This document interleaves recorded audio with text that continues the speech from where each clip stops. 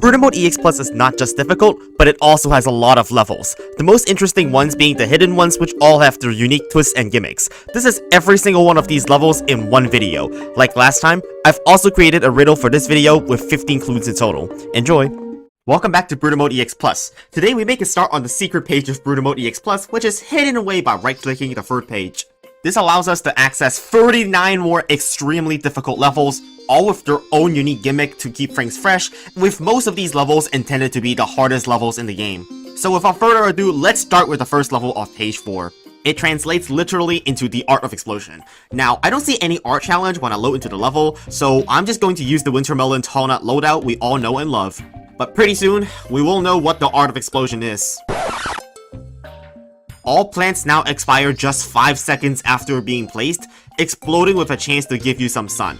Clearly, winter melons are useless since they unalive themselves, so we already have to restart. Welcome to the Dumb Strategy edition, probably 10 at this point, where some producers are not even relevant anymore. Just using puff shrooms and imitator puff shrooms exploding will give us enough sun to spend throughout the level. On top of that, puff shrooms are now pretty effective early game defenders since their on-death explosions are enough to instantly kill basic zombies. Just puff shroom is not enough against bucketheads, so I'll be spending squash and potato mine on higher health foes to take them out. And of course, doom shroom is being used because why would I not use it?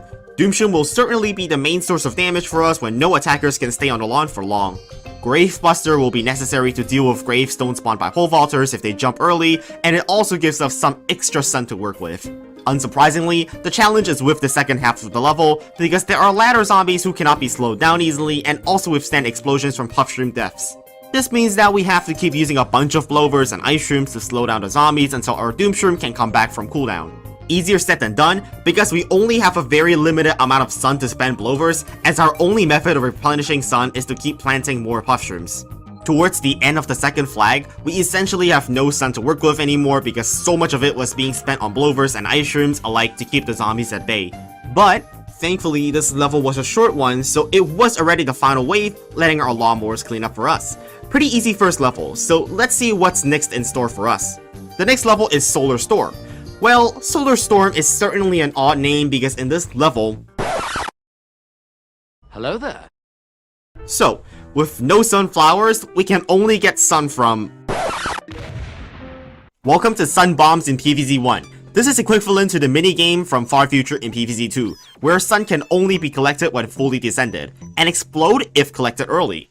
To compensate for not being able to have sunflowers, each sun is now worth double, and the rate at which sun falls from the sky is noticeably much faster.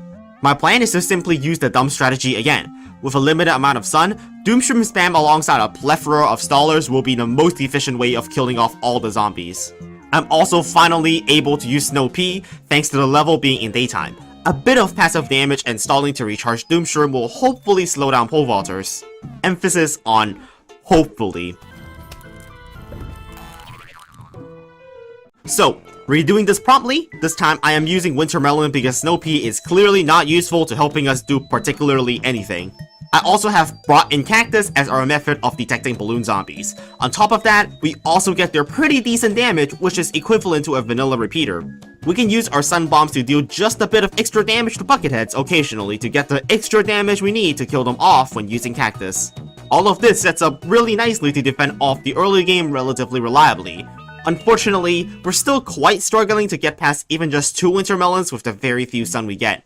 And this time, I actually used Tall Nut to block pole vaulters. Or at least I thought I did. Well, this time I am not messing with pole vaulters again, so I'm actually going to use my Tall Nut early on as our defense so I don't mess up again. Hopefully. Going for Tall Nuts in the early game also helps us set up extremely good blockades against football zombies and bungee ambushes, providing a much needed line of support. Well, not necessarily a line just yet because we only have 3 Tall Nuts right now and still need to plant 2 more to fully block off pole vaulters.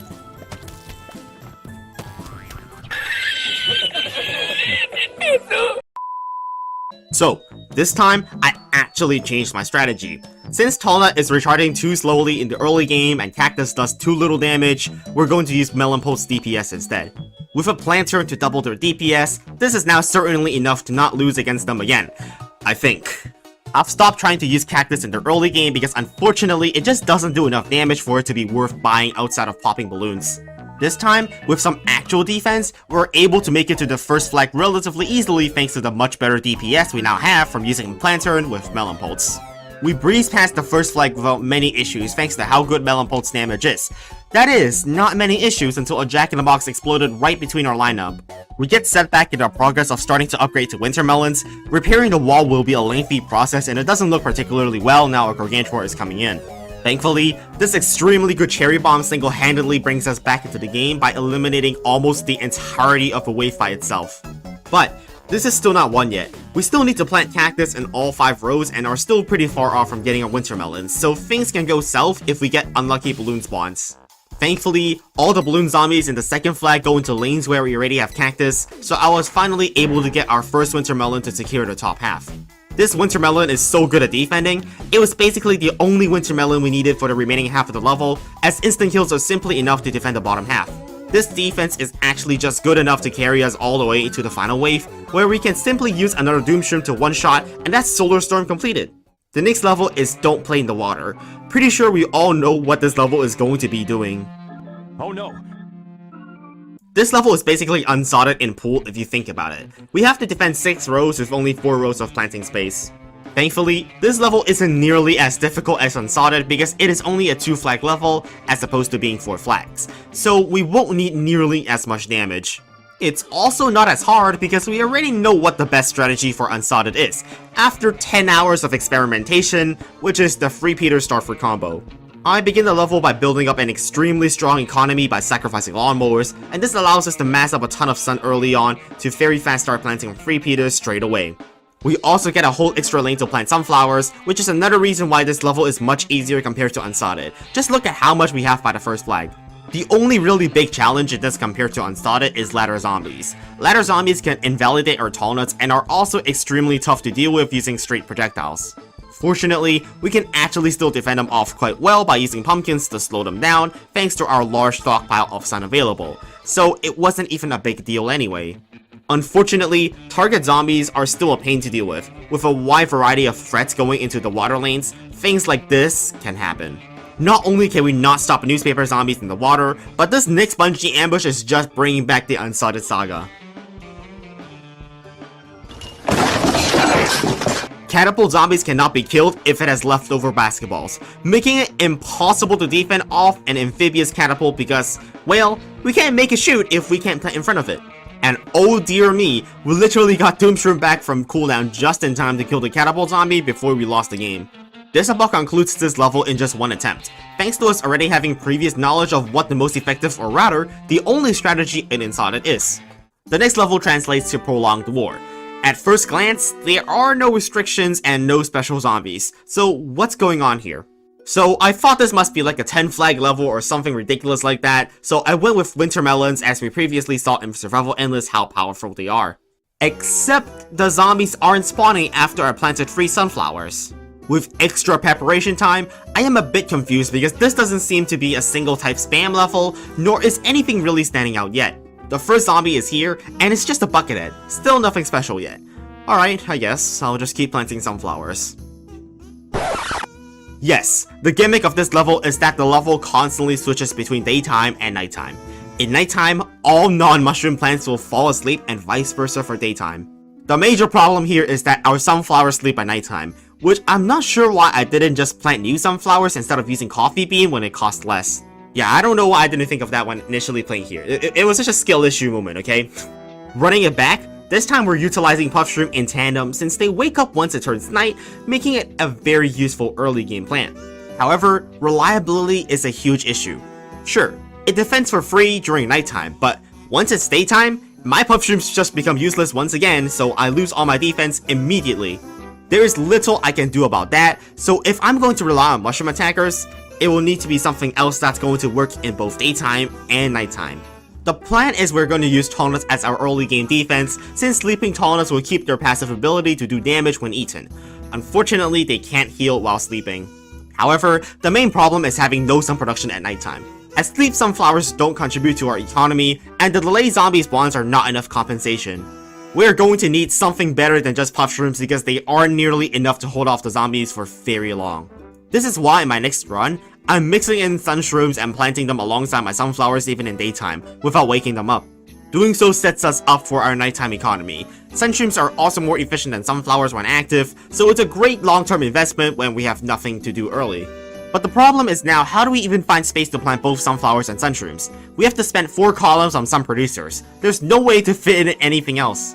So I very quickly realized in this run that my way of beating this would not be to use any offensive plants that are sleeping half the time.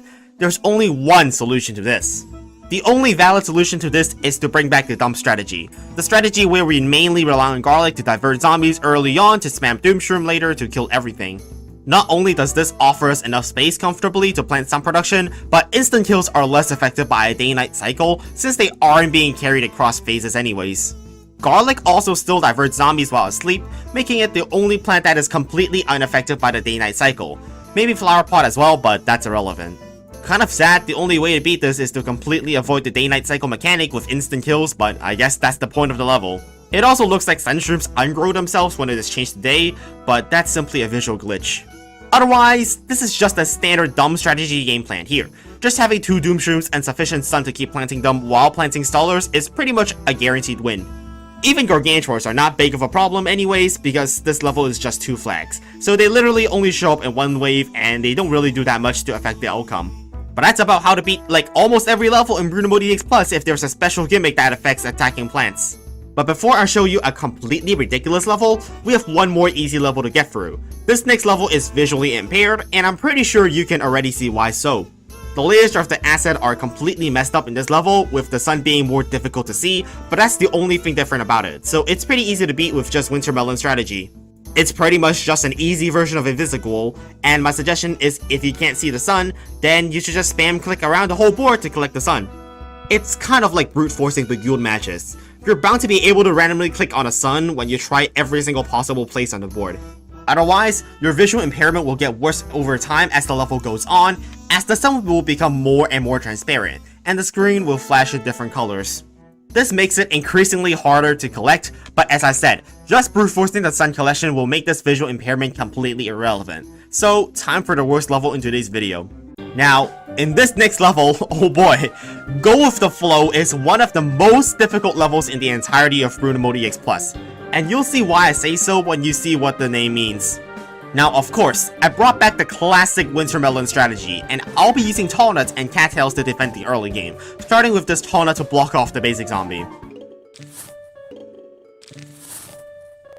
Oh my god! Oh jeez, oh my god! Well, you saw that correctly. Every single zombie now no longer eats and instead pushes their plants backwards like the PVZ2 punk zombie. If there's no space, the plant dies immediately. Obviously, we can't use Tall Nuts in this level because, well, it can't be eaten anyways. So, after I restarted, I thought about what I could use in this level instead, but wait. How are we even going to kill snorkel zombies if they remain invulnerable the entire time since they only push and won't ever come out of the water to eat? Hold on. And we can't even block newspaper zombies! Well folks, this is why this level is going to take 7 hours to beat. And no, I'm not kidding. 7 hours on just this one level alone. Prepare for the upcoming monstrosity. I first tried Kernel Pult to try and stop the newspaper zombies, but oh dear me, Kernel Pult sucks so much because it does like no damage at all. The only way to go about this is to hope newspaper zombies don't come too much, because practically almost every plant in the game activates the newspaper zombies rage mode. For instance, I can't even use Cattail here because, well, you can see for yourself. There's literally nothing that can stop the newspaper zombie. You can't block it, you can't use Melon Pulse because that breaks the newspaper, and Kernel Pulse sucks. Dear God. Kernel Pulse are too slow at doing damage, Melon Pulse don't work, so it's time to use Chomper. I mean, Chompers sure do prevent newspaper zombies from raging. Unfortunately, even with the buffs they've received, it's still not fast enough for a Chomper to have a chance to kill 2 newspaper zombies before it's just completely deleted by a zombie. However, it does seem to work better than Kernel Pulp because we get to control where we kill that newspaper zombie, and we get to make it to the first flag finally by using Chompers. Then comes the next problem in this level. Yup, as we expected earlier, since Snorkel zombies just need to stop for 1 frame to push a plant, there's literally no way to even stop them without instants. It doesn't look like Kernel Pulse are even close to effective enough for them since they move so fast in Bruno Mode EX+.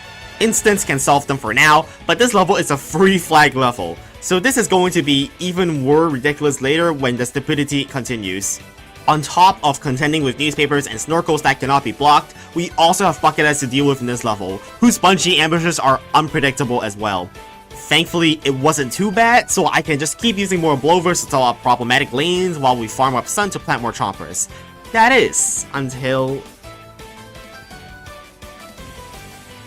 Using too many blowers will wear down newspapers' health, so we can't even infinitely stall newspapers. Oh yeah, you thought we survived, but not that fast. If we can't stall newspaper zombies for long enough with blowers, I mean I might as well try Spike Reed and Spike Rocks, right? They will handle the high density of newspapers, I think. Yeah, the problem is pretty clear. If we don't use Chomper, we just immediately die early game because newspapers can't descend on wave 1 and there's literally nothing else that can deal with them. Even with an extremely good start with triple bucketheads, the amount of sun does not help us defend any newspaper zombies. Okay, and this next strategy, I want to see if Starfruit could always attack in front of itself since it's always getting pushed back. Unfortunately, their targeting is horrible, so it just gets pushed back and never shoots even though it can hit the zombie in front of it. They also suck against newspaper zombies, but I suppose that's a given because we're using a straight shooting plant. We're back to using chompers again, but this time with Ice Stream as support to hopefully give us some more time to let our chompers finish following. Surprisingly though, just chompers alone are able to beat the entire early game on their own thanks to the low density of zombies early in the level. Before the first light came, I went for a cop cannon, which will be pretty good in this level because we can control where and what it hits to avoid hitting newspaper zombies. Well, it went really well for us until I had a little bit of a skill issue.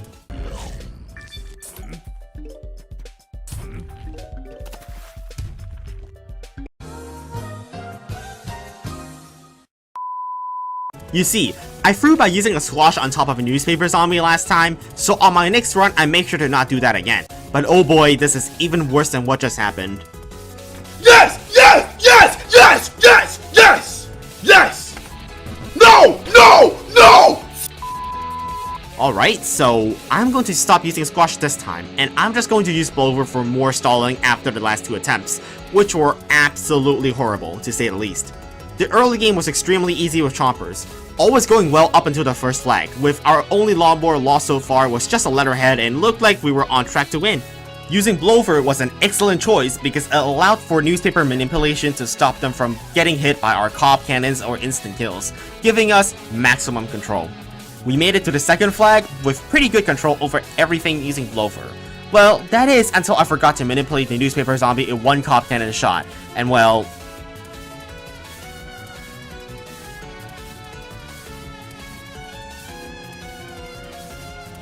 This strategy isn't just something that can survive the early game guaranteed either. When too many small zombies instead of bucketheads show up like in this run, it's not feasible to defend. And if you want to know how we lose here, well... The next problem we have are dancing coneheads. The backup dancers they spawn are just awful for our chompers. A lot of the time, they can just demolish several chompers instantly. However, I find out in my next run that using a bunch of ice streams in the early game is the key to staying alive with a huge army of sunflowers in the back. I managed to afford my 3rd cop cannon soon after, and we were on pace to beat this level if I make no mistakes of lawnmowers gone from most lanes now. And here it comes, the first natural gargantuars. However, we have to deal with the massive amounts of newspaper zombies in the second lane first by the looks of it. Also, one minor detail I forgot about the gargantuar's ability. Not only do gargantuars have tremendous amounts of health to block our chompers from cleaning up newspaper zombies, their imps are also devastating to our defense. These imps can simply instantly kill whatever they land on, and this creates even more problems for us because if the imp lands on an expensive plant, we might as well restart. Additionally, the amount of zombies by the second flag is just way too much for chompers to deal with, and it's just no longer viable to manipulate zombie positions. There doesn't seem to be a good solution to all the problems all at once. Newspapers, snorkels, and gargantuars. What can we even do in this level that's going to be everything? As the attempts go by, my experiments get wilder and wilder. I even try using Split Peak consistently, one of the worst plants in this mod to try to do damage because I'm just out of ideas. It really just doesn't quite do enough damage for what it's worth. Now I'm cooking, using Twin Sunflower to ramp to a cop cannon as fast as possible, without even bringing Chomper this time, and well, it ends well. I didn't try using Twin Sunflower instead of Blover in the Chomper double stalls loadout to try and make more stun instead of just stalling the zombies out for more Cob Cannons. But the funny thing I learned here wasn't Twin Sunflower being good or not, but rather one of the most important game mechanics in Brutal Mode EX Plus that I hadn't encountered up until now. As I said in the last part of Brutal Mode EX Plus, target zombies that are killed with a disintegrating instant kill while frozen by Ice Shroom don't spawn in Bungee Ambush. But you see, this isn't quite relevant because the next wave immediately sent 2 more target zombies, of course, and I literally just used my Ice Shroom the wave previous. It's pretty unlucky that happened, and next run there were no issues with variance, and the sun inflow is actually accelerating much faster now with Twin Sunflower. Unfortunately, when we do have enough sun to afford more expensive plants, getting more than just 2 Cob Cannons isn't necessarily going to win because the problem is really just with the newspaper zombies hiding behind other hordes of zombies. There's just no way to separate them reliably to not hit them with our instant kills. On my next run, I decided to do a better job at protecting my Cob Cannons, so I put them all the way in the back and put my Twin Sunflowers in the third column. The run was pretty good until I didn't notice a lone dancing conehead in the middle row, which walked right into my Cob Cannon. And I knew I lost for sure when I pushed my Cob Cannon. So the time for more cooking has arrived. If 4 Cob Cannons can't beat this level, then it's time to bring out the Spikeweeds. Again? Not sure what I was thinking about doing here. Spikeweeds with Cabbage Pult, Chomper, and Marigold. If this isn't a strategy from Ohio, I don't know what is. Then, I actually decided to try only using Cabbage Pult as our attacking plant and using as much support as possible to let them output as much damage as I can. Now, yes, it sounds dumb. Why would I use Cabbage Pult, a plant that does as much damage as Pea Shooter? Well, hear me out. They don't activate newspaper zombies and also target snorkel zombies. Plus, we don't lose that much if an imp ever lands on top of a Cabbage Pult because it's cheap. They're also one of the most cost-efficient attackers because similar to Pea Shooters, every lob of cabbage makes a shoot faster by 1%, up to 50% faster. It's usually not used due to how spaced and efficient it is, but we're using it here thanks to its properties of being able to counter both snorkels and newspapers at the same time. The early game is actually very good, since Cabbage Pult spam with Lantern does in fact actually do quite well against Bucketheads if supported with slowing plants like Blover. And oh my goodness, I don't know where Cabbage Pult has been my entire life as they completely melt through the waves extremely quickly. There's literally nothing that can make newspapers activate into rage mode unless we plant too many Blovers, and it doesn't seem to be a problem yet, as Ice Shrooms is good enough to stall. Very quickly, we melt through these waves like butter and Gargantuars don't even make it that far in before they get wiped off the face of the lawn. With this second flag coming in already on the first try of using this strategy, this is certainly promising. Out of everything, somehow Cabbage Pult is the best plant in this level. However, I end up using too many Blovers, which angers a newspaper zombie, and that literally made me panic so much I panic dropped the Jalapeno, which angers 2 more newspaper zombies. Pretty annoyingly, Cabbage Pults cannot stop newspaper zombies while they are enraged similar to other catapults since newspapers move too fast, and we took a pretty big hit here. However, even when faced with hardship, we are able to reach the final wave, but look at how much stun I have. I barely have any to spare to use to stall out the strongest wave in the level. I use a Jalapeno here in lane 2 because 1 Cabbage Pult cannot stop an imp. With that, that's the game. Wait.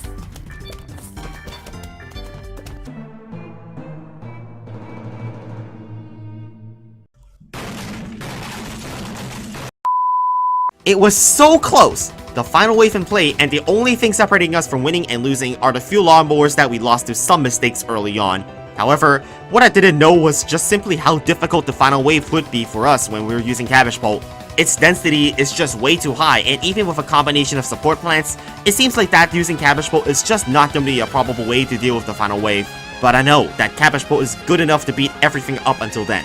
So I just have to not make any mistakes, and not lose any lawnmowers to preserve them for the final wave.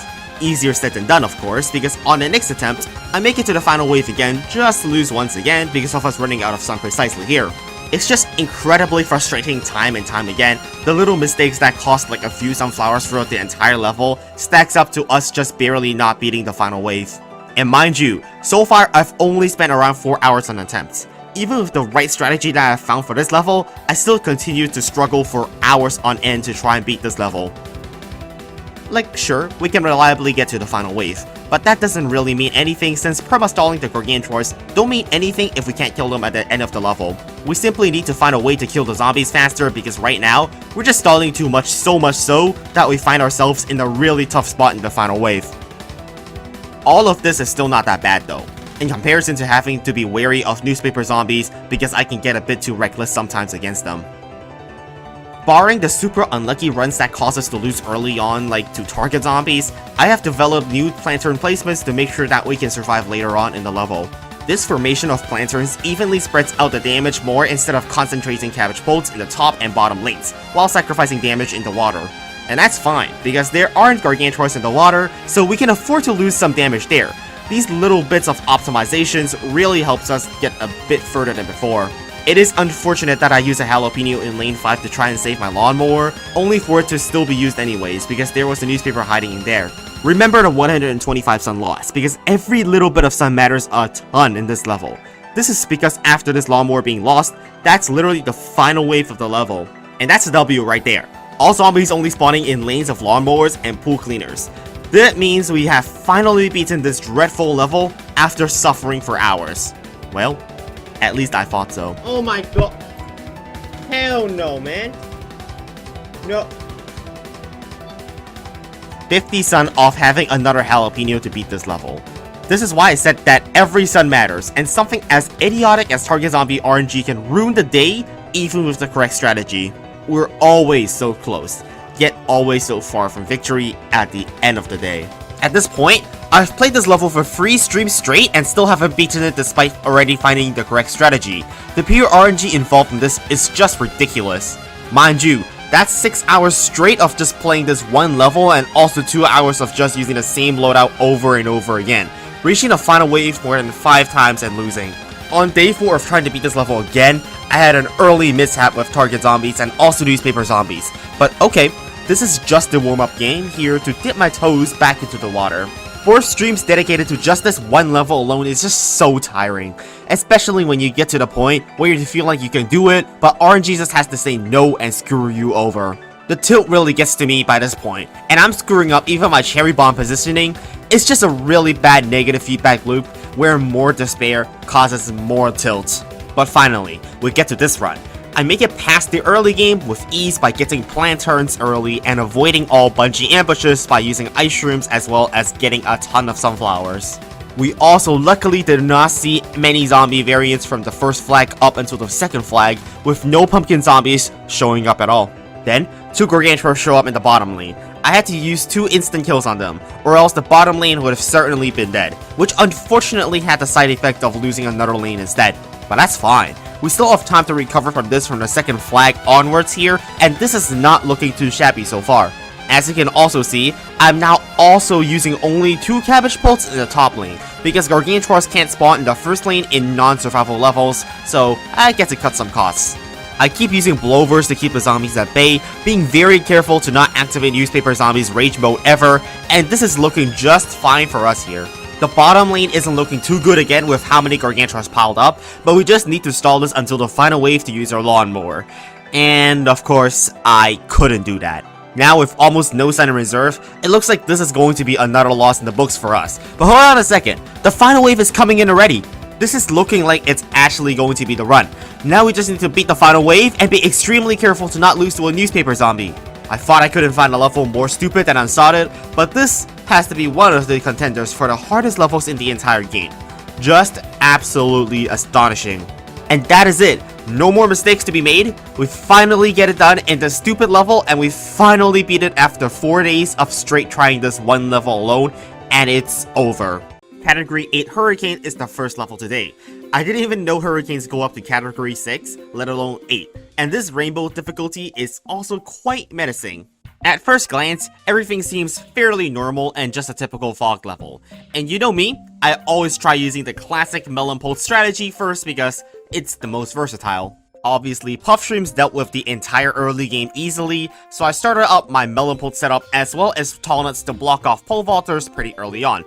That is, until a mysterious wind begins to blow all our plants to the right, messing up our defense. This means that the wind can push our tall nuts far away to let zombies straight up bypass it over time. Not only that, the direction of the wind alternates back and forth every 30 seconds. Any plants that get pushed off the board instantly die, so you can't even make use of the free space at the back. This constant change in direction is extremely annoying, since my tall nuts can't blockade for very long until zombies simply phase through them amidst the wind.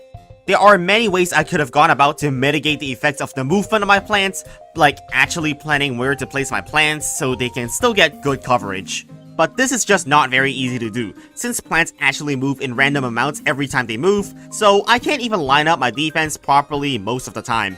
Well, since I can't bother with planning out my defense, it's time for Doomshroom again, because its placement doesn't matter. To give ourselves enough time to plant Doomshrooms, I'll be using Tall Nuts to block off the fast zombies in this level, the pole vaulters and football zombies to slow them down just a touch. However, since they will eventually phase through the Tall Nut, as they get moved towards the right by the wind, we need something else to stop them from advancing too much. We can't just use Blowover to make sure zombies go back to the front of the Tall Nut, utilizing our own wind to push the positions of zombies to offset our own plants getting pushed. Just Blowover isn't enough, so we also have Cherry Bomb and Jalapeno as my instant kills of choice. I specifically chose the more expensive instant kills instead of Squash or Potato Mine since we already have Puffshroom, so doing more AoE is better against groups of football zombies. This strategy is overall very effective. Practically no zombies will be breaking through your defense as long as you have a stun available to plant more Blowovers to indefinitely stall. Hell, Zombonis aren't even that threatening since they spawn so much less compared to the more dangerous football zombies in this level, which survive 2 instant kills. Flag 1 to Flag 2 was a breeze, but Flag 2 to Flag 3 increases the effect of the wind moving the plants pretty sizably. However, this increase in effect is practically irrelevant to us, since we already have so much sun saved up since the start of the level. Between Sunshrooms and our reserve sun, we have enough to beat the rest of the level despite losing Tall Nuts left and right. On the final wave, just one more surprise, which is all the plants will get sucked to the left and off the board, so you need to just make sure you have sun for at least 2 more Doomshrooms, but that's it. Upcoming is the highly anticipated game mode added to Brutal Mode EX+, a well-implemented one at that. They added a tower defense minigame. Now obviously this level would be pitifully easy given how long this track is, so there is HP ramping implemented in this minigame, where zombies gain more HP every wave. I opted to use Gloomshrooms given how powerful they will be now, being able to cover a total of 7 tiles by utilizing the loops in the track.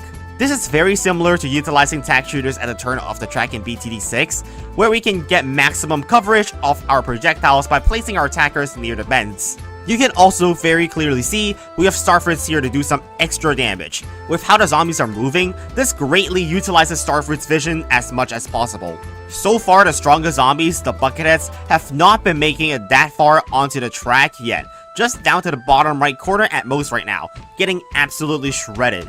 However, the ramping from the second flag onwards is where things start to get really hard with an insane spike in difficulty. Suddenly, letterheads are making it past the halfway mark of the track.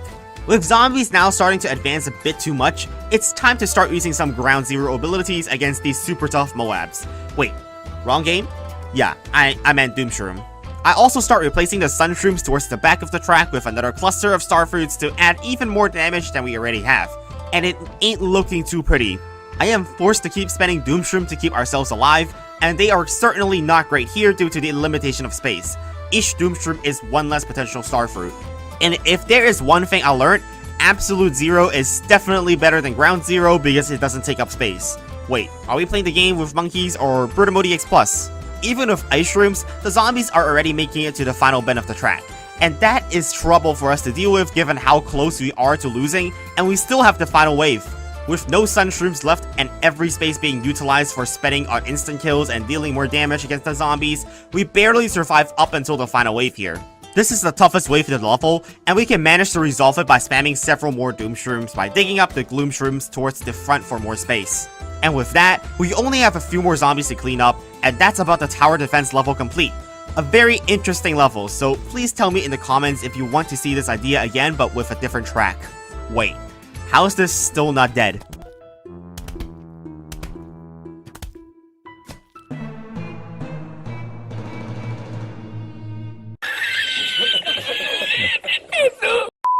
Well, knowing our issues now, I have found a way to cheese this level completely in the most brilliant way possible. Unlike round 200 fortified bats, where you need sheer damage to tear down their massive hit points, all stalling plants still work against the zombies, regardless of their HP. This is why we have Blowover here. A very simple look at the track shows that we can simply use the Blowover in this spot right here to indefinitely stall zombies that are in the final bend of this track. Well, I wouldn't necessarily say this is cheating, but It's pretty close to when we basically cannot lose by using infinite blowers. But yeah, pretty clearly I think you can see how just making the zombies go around in loops will let us beat this level eventually, so our job here is done. The next level is the counter. Different to Ecclesia's the counter implementation, this one allows you to play as many of the same plants as you want, but with a global planting limit of 6.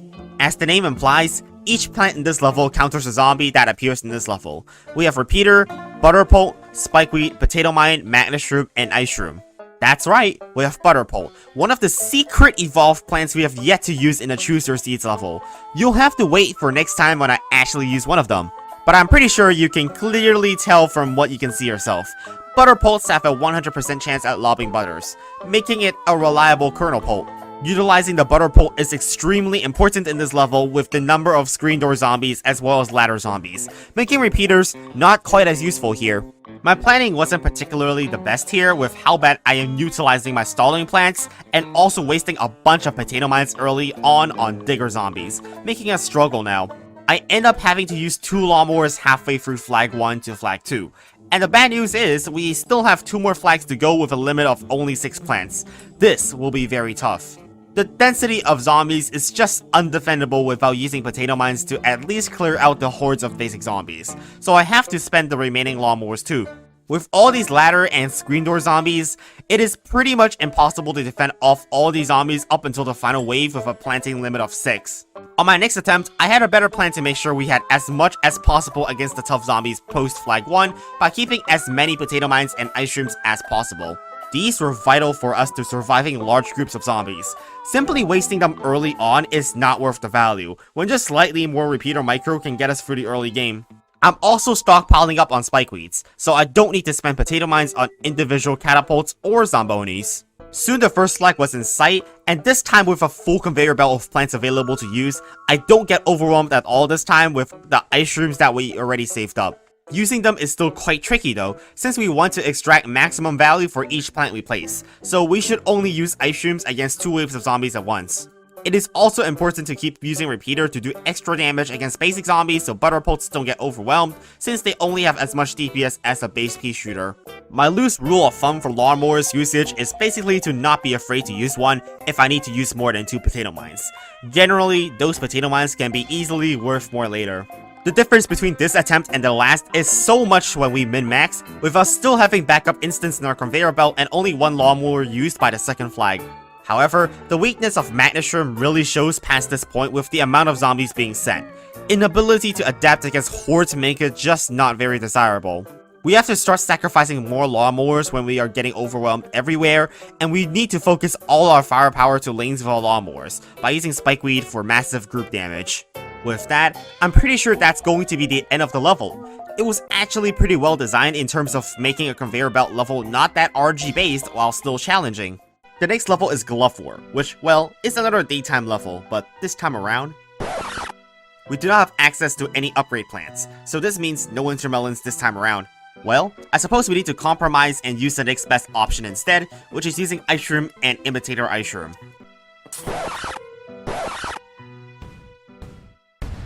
The theme of this level is to choose 10 pre-planted plants, and that's all we get to beat this level. The rest of the level is dependent on me using the gardening gloves effectively. Well, obviously, I restarted to play with better plants, making the best of the situation, which is when I realized there really isn't that many high DPS plants that work individually. I basically have to bring in Split Pea because hell, at least that's better than the base pea shooter or cabbage bolt when we can also bring in Torchwood. And how many flags do we need to beat with only 10 plants? 3 flags. Now this is going to be extremely tough. I imagine you've already seen the early game here while I've been rambling. Obviously the first waves of the level aren't going to be very threatening when there's barely anything to defend off. But the first flag is where things start getting a bit spicy. Squash zombies are in this level, and basically our only way of killing them is to very carefully move a plant so it doesn't get killed. On top of that, we also have digger zombies to contend with, and we basically have nothing but our Split Pea and Starfruit to deal with them, or we need to move our plants out of the way. Well, obviously, I can't move 2 plants at once, so if I need to save 2 plants at the same time, one is just going to have to die. It's a pretty tough level with how fast micromanagement has to be. This is the name of the game here, micromanagement. we have to manage our plants super carefully so they don't die, and also so that the correct plant is used against the correct zombie. If you thought the last level was pretty bad with the micromanagement we needed, this level is a worse version of that because of how powerful the zombies are here. And if you don't pay enough attention, you'll end up getting a crap ton of zombies overwhelming you at the second flag, as I leave a trophy dancer unattended to.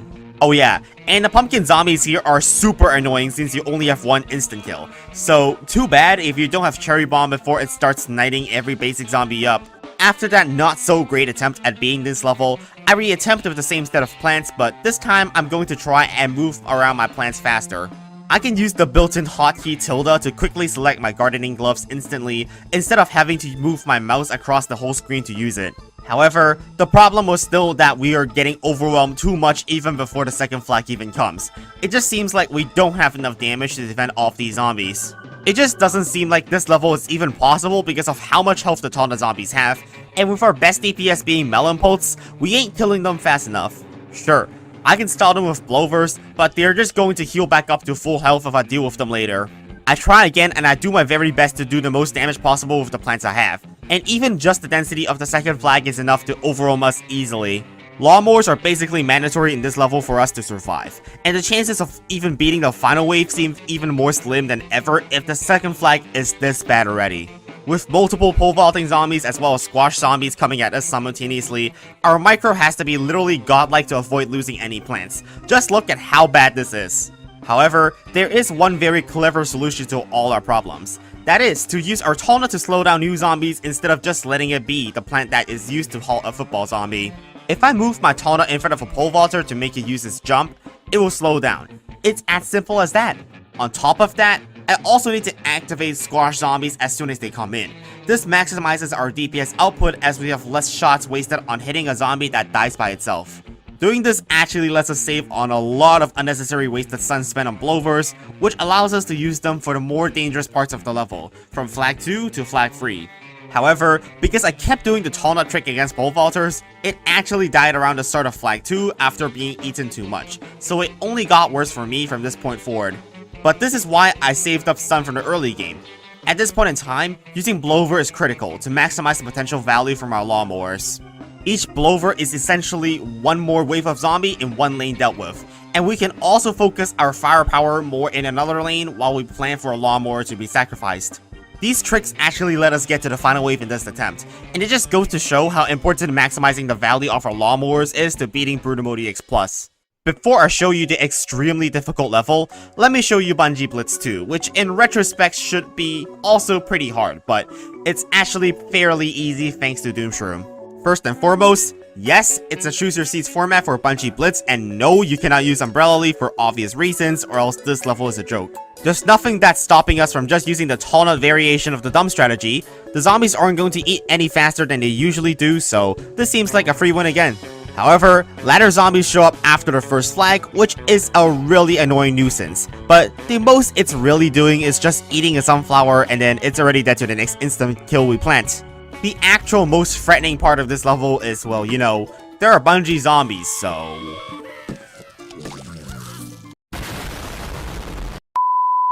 Obviously, the Jack-in-the-Box bungee zombies never fail to instill more disappointment.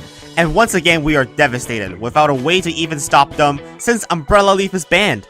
To mitigate the effects of Jack-in-the-Box bungees, I went with Pumpkin, since they store up instant kills in the form of plants, so there is at least still defense if my sunflowers get blown up. I could still lose if the Jack-in-the-Box bungee targets the pumpkin itself, but a bit safer is still better than not safe at all. However, the only not safe thing in this run is my Doomshroom.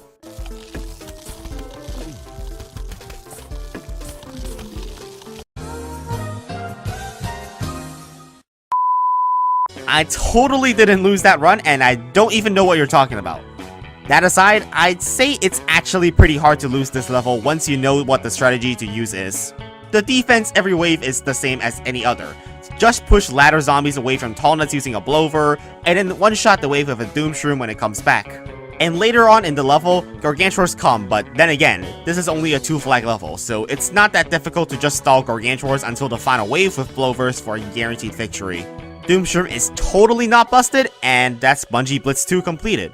On the talk of sequels to original levels, we have Zombie Nimble Zombie Sprint, which takes place in the aquarium, a 5-lane level where the 3 middle lanes are water and it's nighttime. However, upon loading into the level, you can actually quite clearly see that the game is not sped up, so it isn't just a game in like a ridiculously fast speed, but something else. Well, first of which, the early game is pitifully easy. With only basic zombies and screen door zombies, just a single fume shroom each lane is all we need to defend. At this point, the gimmick is so unnoticeable, I'll tell you what's going on here. Zombies get exponentially faster and faster over the course of the level.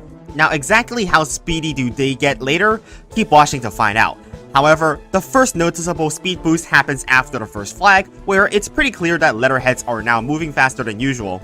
The threat of faster zombies is significant since Jack-in-the-Box zombies are here, which can now rush into your defense faster, which lets them blow up more plants at once. With Jack-in-the-Box zombies blowing up pretty much left, right, and center, it seems like this run is pretty dead. So, I tried again with the same loadout, but opting to go for multiple fume shrooms in the early game instead of a cattail to clear out basic zombies more easily. However, this level is in nighttime, so our economy is relatively weak going into the first flag, and I could not save up our cattail planter before getting overwhelmed by dolphin riders. Is there even a chance I can deal with these waves if my solution wasn't Doomshroom? And also, I don't even know if the zombies will eventually go faster than we can stall for Doomshroom to come back because, I mean, this is just a few waves past the first flag. Without cattails, it seems impossible to survive against letterheads due to their uniquely high health in comparison to everything else in this level. And by the way, this footage is not sped up. I tried again, this time with Tango Kelp. Walnuts were a bit too expensive to get up previously, so Tango Kelp should solve both our issues with Dolphin Riders and Letterheads.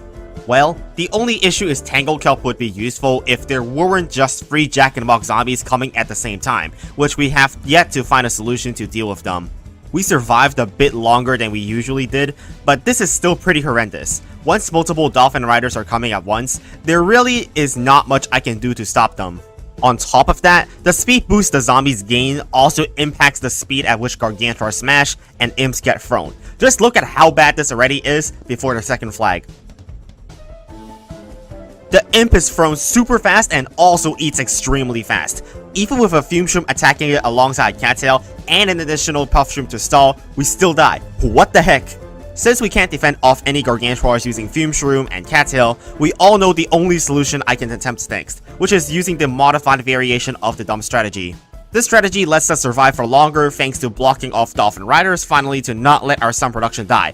But the other problem is Jacks just explode our walls up every so often. The speed ramping also continues to accelerate after the second flag. At this point, letterheads are moving so fast that an imitated Doomshroom can only just explode before we lose the game. Not only that, but the effectiveness of Ice Shroom and Blover will only continue to diminish when their slow effects aren't even bringing zombies back to their normal speed now. And guess what? The Gargantuars are now swinging their arms so fast that you can't even plant a Blover on top of them to push them back since they literally die before even activating. A fast reactive jalapeno saves our soul, but this is looking pretty bad because our stun reserve is now getting dangerously low, and we're forced to use Doomshroom again here. With both Doomshroom's seeds on cooldown, I scramble to use the last bit of my stun to use Ice Shroom and Blover to not lose against the letterheads that are charging down the board.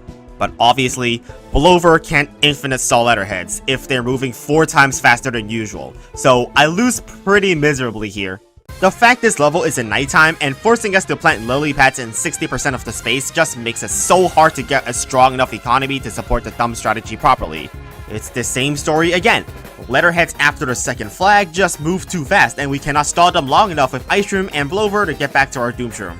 Eventually, I got lucky and didn't get letterheads to come in the second flag, so I survived longer than usual. But is this even a real strategy if we're just relying on luck to bail us out? There's only so much that I can do to stall out the zombies before our luck runs out. On top of that, we can't infinitely stall with Colonels either with how fast our zombies are now eating. The best I can do is Blover to push back the Jacks before they explode our tall nuts, but that's just relying on luck even more since there's no way to tell when a Jack-in-the-Box will explode. With a letterhead coming in this next wave, it's clear at this point they are now faster than Chocolate Pogo zombies would be in normal speed. Instant kills are the only solution against it when all other forms of damage are basically meaningless. On top of which, our instant usage has to be more precise than ever, with how fast the zombies are advancing in the ground lanes with nothing separating the zombies and the lawnmowers. With nothing back from cooldown, I'm just forced to start sacrificing the lawnmowers and poke cleaners now. I mean, There really isn't much else I can do to stop this. On top of that, the duration between each flag is also reducing over time, so even plants that stall for time cannot prevent the next waves from being sent in very quickly. And well, just look at how horrible this is. I mean, if we don't have enough instant kills, the only good solution to that is to bring something that generates more instant kills. Cop Cannon. Unfortunately, I'm pretty sure it was a downside to even use Cop Cannon in this case, since I only have enough sun to plant one of them in nighttime. If we can only get one of them, it's not really an advantage when we can just straight up use Cherry Bomb and Jalapeno in the 2 slots that we use for Cop Cannon instead. I tried my best to stop letterheads from infiltrating too fast by using as many blowers as possible as soon as the letterhead enters the view of the board. But I can reassure you that it's impossible to stop them. And I just don't know how this level is meant to be possible if you can't kill the letterhead in time. Which is why I thought of using Chompers.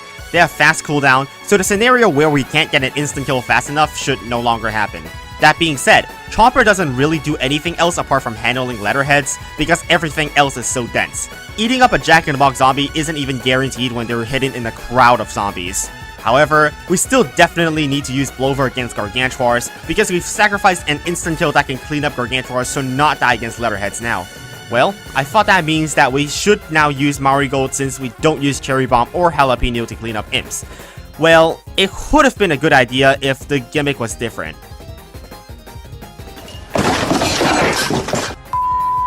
Mistakes aside, there was one improvement I made to my strategy in this next attempt, which is placing Chompers behind the tall nuts in the water, which helps deal with bald Dolphin Rider zombies. Previously, I just rely on Blover to push them away from my Sun Shrooms, but obviously the same amount of sun can just be invested into Chompers that can do it for the entire level. This is another step towards getting more Blovers, because we still need more of them to slow down Gargantuars. But even with this improvement to allow us to use more Blovers, Gargantuars still make it through all the way because of how fast they move now. It's absolutely ridiculous. At this point, I realized I needed to utilize my space better. I first tried fitting in a few more Sun Shrooms just in the middle row, as those are safe from any Jack-in-the-Box explosions. I tried to expand the sun production, but the threat that I face against speedy Gargantuars and Jack-in-the-Box zombies are just too much for me to both defend and build at the same time. If we aren't going into the second flag with a strong enough economy, we will be stuck in a scenario just like every other one so far. One where we can only cling onto life to lose later on. And I'm just slowing the footage back down to normal speed to show how absurdly fast the Gargantuars are now moving. And there clearly is not enough resources going around for us to perma-stall everything. I mean, this is completely ridiculous. Making this level take place in nighttime just makes it completely impossible to get enough to defend against the infinite stream of Gargantuars. But then, I had a brilliant solution for us to save on the tremendous amounts of sun I'm spending to defend. Remember how Gargantuars can't spawn in lane 1 in non-survival levels? I can save a lot of sun on planting tall nuts if I just use Fume Shrooms on the top lane. The only zombies that can be there have very little health, making Fume Shrooms extremely good. And I would be correct. This lets me easily get 6 more Sun Shrooms than usual, which is what I've been looking for this entire time. Plus, now my Blover only needs to be used in the bottom. This strategy is so much absurdly better than the previous strategy. I max out more than 1000 sun by the second flag, and definitely allows me to keep planting Blover off cooldown now. For once, I finally thought that there was a way to beat this level using this extremely weird asymmetrical setup, thanks to finally gaining access to perma-stalling with Blover. Well, I thought I had a chance, up until I didn't.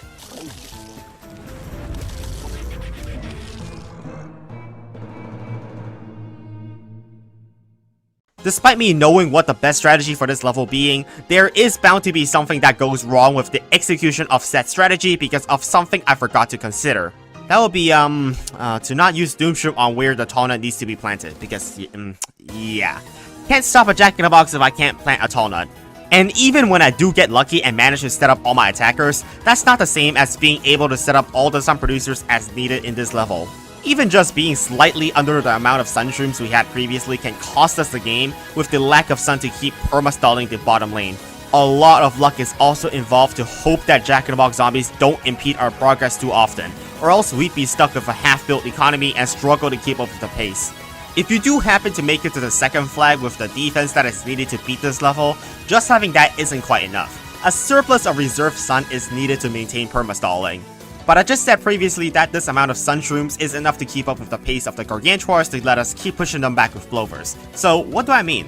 Well, they aren't the only thing we need to spend sun on. Something like this, a random letterhead in the first lane and me not having enough to plant a chomper is the death of us. If you don't have enough sun to immediately react to them, you're dead within 7 seconds of it appearing with how fast it moves. This scenario isn't a particular one-off thing. It's a constant threat to keep at the back of your mind, as simply having Doomshroom on cooldown makes you lose if you forget to plant a chomper. On top of that, just having sun doesn't mean not having any skill issue moments. I simply forgot to use Ice Shroom before I planted my Doomshroom here, and it was an instantaneous death. I learn from my mistakes and start planning more about where I want to use my Doomshrooms on the board, making sure I am maximizing the space available for Sunshrooms. Keeping all the Doomshroom explosion at the 9th column allows me to safely have Taunuts on the 8th column. Meanwhile, we now have the correct setup to perma-stall Gargantuars. It was a very rough late game here, as I try to keep spamming Blover and Ice Shroom to stall out the Gargantuars. At this point, it's all down to whether I have enough sun to do all of this. With so many Gargantuars piled up towards the end of this section, I eventually can no longer keep up and spam my Lawnmower, but that's about all we need to get to the final wave. Using 2 Doomshrooms simultaneously guarantees us victory against everything the game can throw at us, and we've done it. This crazy level is finally over after several hours of attempts. Well, the first level is called Slot Danger for a reason. It's the 1 slot challenge in Brunamodi X Plus.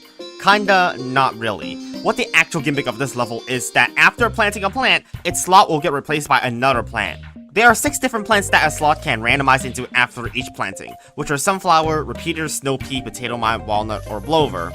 Obviously, you also have a guaranteed 6 of a plant of your choice to begin the level with. Cabbage Pult is obviously pretty bad, so I changed to use Taunt instead against these papers. However, the problem here is that since there's 6 different plants a slot can randomize into, the chances of us getting a Sunflower is 1 in 6. The inherent design of the slots means that we're gonna have to plant an average of 5 other plants before getting another Sunflower, which is like nigh unaffordable with this economy. So the only reasonable thing to do is to start with Sunflower instead. Starting with 6 Sun producers will help us cycle through the slots faster, so we can get even more Sunflowers. I mean, you can't do anything if you don't have sun, so I don't think it's possible to choose anything but Sunflower to start with this level. Immediately, we can see the big difference in amount of defense we can get up early in the early game. A ton of Snow Peas, Repeaters, and whatnot, but there's still a big problem ahead of us. We have no Taunt in this level, so we can't stop pole vaulting zombies from leaping over our plants and destroying them instantaneously, and we also don't have Brave Buster. If we don't have a way to stop them, we might as well cut our losses and mitigate the amount of damage they can do by putting our Sunflowers in front of our attacking plants.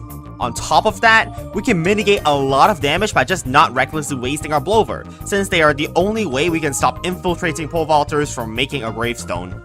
This strategy works beautifully up until the first flag. We're still fine against newspapers for now, thanks to walnuts. Although weaker than tall nuts, a wall is still better than no wall. However, this strategy doesn't work in unlucky scenarios. I did not have Blover when 2 pole vaulters in the same lane were coming at us. Not much I could have done about that, just bad luck. And just like the issue we had in 1-7, this causes a domino effect. Once a pole vaulter infiltrates, we get less space to defend with, making it easier for more pole vaulters to infiltrate. On top of that, we now also get swarmed by the horde of Gargantuars coming our way, and we only have so much sun left to spend on Blovers for the rest of the level. And as expected, more pole vaulting zombies continue to infiltrate deep into our defense, but thanks to our smart planning to put the Sunflowers in the front, we are holding off for now. The zombies slowly make their way closer to the exit as the waves go by, but now it's just the final stretch of the level as we approach the final few waves and we just need to stall for time. We essentially get overwhelmed in every lane now. With only a few Sunflowers left, there is not much I could do except hope and pray that this is the wave before the final wave. And this would be true. This was indeed the last wave before the final wave.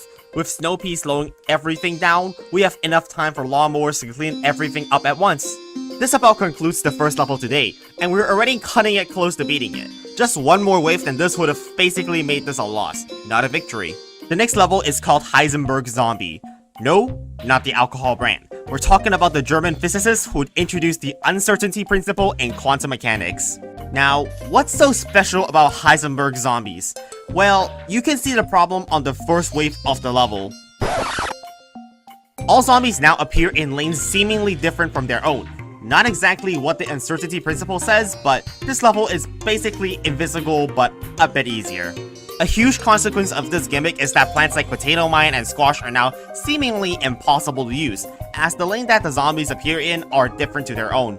To even defend against a zombie, we need to guess the lane it is in across all 5 lanes. In other words, we're basically playing blind but with the information of what zombies there are. So naturally, I'm taking a page out of the book from strategies used to beat the game while blind, which is using puff shrooms to determine the lanes at which zombies show up.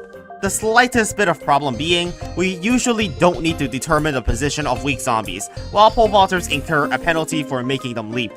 The chances of us stopping a pole vaulter in time is just entirely up to luck to where I plant my puff shrooms, so there's not much I can do when I guess all the wrong lanes. On top of that, this is the most stupid zombie in this level, the Conehead Jalapeno Screen Door Zombie. Usually we just use a Squash or Potato Mine on them and call it a day. In this level, by the time we can pinpoint its location and try to spend an instant kill on it, well... The other problem is Squash zombies are also in this level. Without knowing the lane it is in, the only reliable way to stop them from squashing our defense is to build a full line of tall nuts. This is the same problem we have with pole vaulters, and it's pretty annoying that we cannot use the conventional method of activating Squash zombies using free puff shrooms. Well, you can see we're using Starfruit, because generally speaking, the lane that it's put in does not matter as it basically does damage to zombies across the whole board at once. However, letterheads that bypass our Starfruit cluster are even worse, because we won't know that they're not in the Starfruit lane until it's too late already, and we have no damage to stop it. My solution to not knowing the lanes at which zombies show up in is to simply defend all 5 lanes at once. If I plant a Potato Mine and Squash in lanes 1 and 2, and some zombies bypass them, we know that the remaining zombies must be in lanes 3, 4, or 5, so a Cherry Bomb will kill it guaranteed. Doing puff shroom lane counting is just too confusing for me. I'm not going to keep being greedy, so I'm just going to try and utilize every bit of sun to efficiently defend all lanes at once. This strategy is like 10 times better than using puff shroom to lane count, because by the time we know what lane the zombie is in, it dies immediately, instead of us having to respawn late. What's the problem with doing this? Well, we still need to reactively kill off jalapeno zombies, but we won't always have all Squash, Potato Mine, and Cherry Bomb available at the same time. Especially if you don't have Cherry Bomb, the chances that a jalapeno zombie exploding immediately goes to 60%, and its explosion as you know, devastating. I ditched Winter Melon in my next attempt in favor of Imitator Squash. Having even just one more instant kill significantly reduces the chance that we can't find a jalapeno zombie in time to kill it. The idea worked decently, preventing 3 out of 4 jalapeno explosions, but having to rebuild just one lane was devastating enough that I didn't have enough sun to find the next jalapeno zombie. When you mess up just once and have your whole defense start falling apart, that's how you know this level isn't going to be easy. If Imitator Squash isn't enough coverage to defend against jalapeno zombies, the next logical thing to do is to bring Imitator Cherry Bomb instead. We need the best coverage possible. But it's still not good enough. Imitator Cherry Bomb is too hard to use as we can't really put it into a horde of zombies and expect it to survive before detonating. I was extremely lucky this run that I found a gramophone zombie to stall out the wave before the second flag, so I was able to somewhat recover from my losses. The general absence of jalapeno zombies also helped a lot with us trying to defend early on, but as soon as one showed up and I couldn't find where it was, the entire defense just fell apart. And I hate to say it again, it's all just luck based. I didn't make a correct guess, and there's pretty much nothing I can do to not lose in this position. You know what has 100% coverage instead of using Imitator Cherry Bomb? Well, that's right. Doomshroom is the only choice we have left now. Hate to resort to it, but it had to be done. Doomshroom will guarantee us to kill the jalapeno zombie as it has full board range, and hopefully this is now sufficient to finally stop them from wiping out our defenses. Of course, we need more sun to use Doomshroom spam as the craters will take up some space we have in the back where we can safely plant them, so I have Twin Sunflower as well. Using tall nuts to block off fast moving zombies and pairing that with Doomshroom spam is just super effective here. However, after the second flag is where there are too many zombies coming at once, and these zombies start pummeling down our defense very quickly. Thankfully, we already amassed more than enough sun, so it wasn't that impactful to lose our tall nuts and some production. We were able to plant a few more Doomshrooms with our reserve sun, and this allows us to beat this extremely cursed level. Next level is Huge Trouble Little Zombie. Huge trouble because of this zombie. I mean, it can't be that bad against Conehead Pea Shooters, right?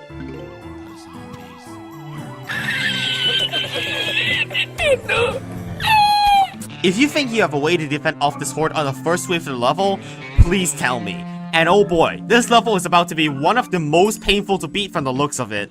First order of business, garlic. Nobody is beating this without the garlic variation of the dump strategy, because we have to deal with the stupid Conehead pea shooter zombies again. The spawn rate is up by 4 times because of the reduction of health to 25%, but as a consequence, this means we have to deal with 4 times more pea shooter zombies. The only reliable strategy against Conehead pea shooter zombies is to push them all into an empty lane, and install with Blover and Ice Shrooms and clean up with Doom Shroom. I try to stock up my Doom Shrooms as much as possible for the waves after the first flag, and I start detonating my nukes one by one, every wave until I'm out, so I start using Ice Shrooms. This works until I'm out of nukes, and the entire defense falls apart to the mob of pea shooter zombies. It also doesn't help I wasted a Doom Shroom by letting it get frozen by a Zomboni. I tried again with the same loadout, but the garlics just take away too much damage early due to the increased spawn rate, making it super hard to even pull off the early game stall without getting lucky on the lane spawns. Without just a bit more sun, we can't even afford to get a Doom Shroom plus Coffee Bean before we lose, and it's just a very quick early game loss. This next attempt, I start using Squash instead of Twin Sunflower because I noticed I was spending a lot of my sun on just Blovers against Letterheads, which can be easily dealt with. This was a really smart decision as we save so much sun by just straight up killing the zombie that is causing us trouble. It allows us to easily set up 3 rows of sunflowers before flag 1. I put down my Doom Shroom in preparation to detonate it when the first flag comes around to insta-kill it, only I forgot a zombie in this level.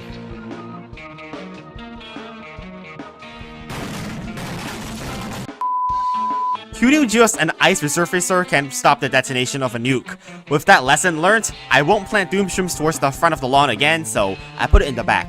And well, it was good until it wasn't. This time, I tried with Potato Mine as somewhat extra anti-Zomboni measure, as Potato Mine will still work against Zombonis while frozen, while Squash cannot do anything.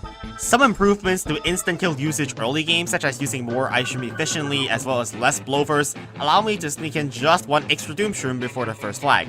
In addition to that, I managed to save on using a Doom Shroom on the wave after the first flag by just using a Cherry Bomb, thanks to the lack of vehicles in that one wave alone.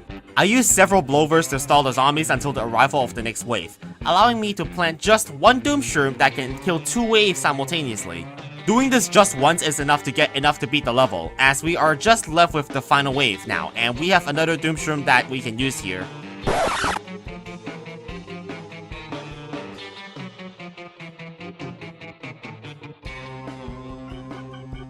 Oh my god! Oh jeez, oh my god!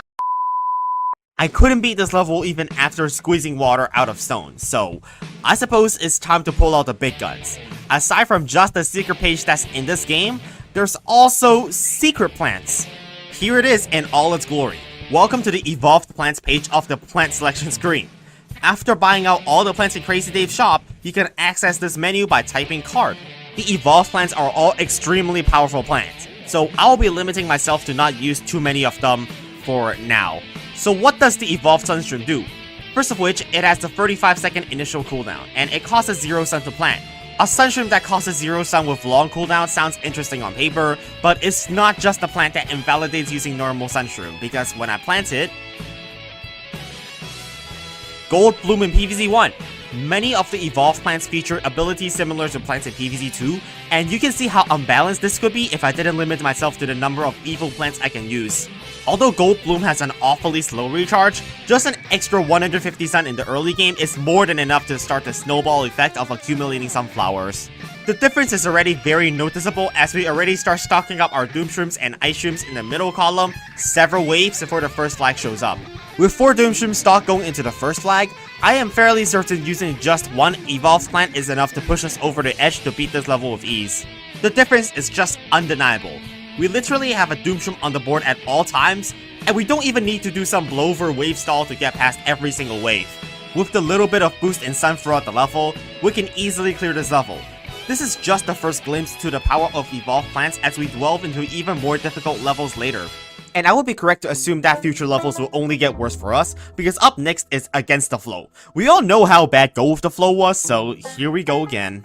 I see Newspaper Zombie, I say we use the dump strat again if we can use Garlic. And indeed we can, since it's going against the flow this time, not with the flow. Now exactly what even is going against the flow? I mean, I don't see plants getting actually pulled right now. Let me just deal with this newspaper zombie real quick with 2 instant kills.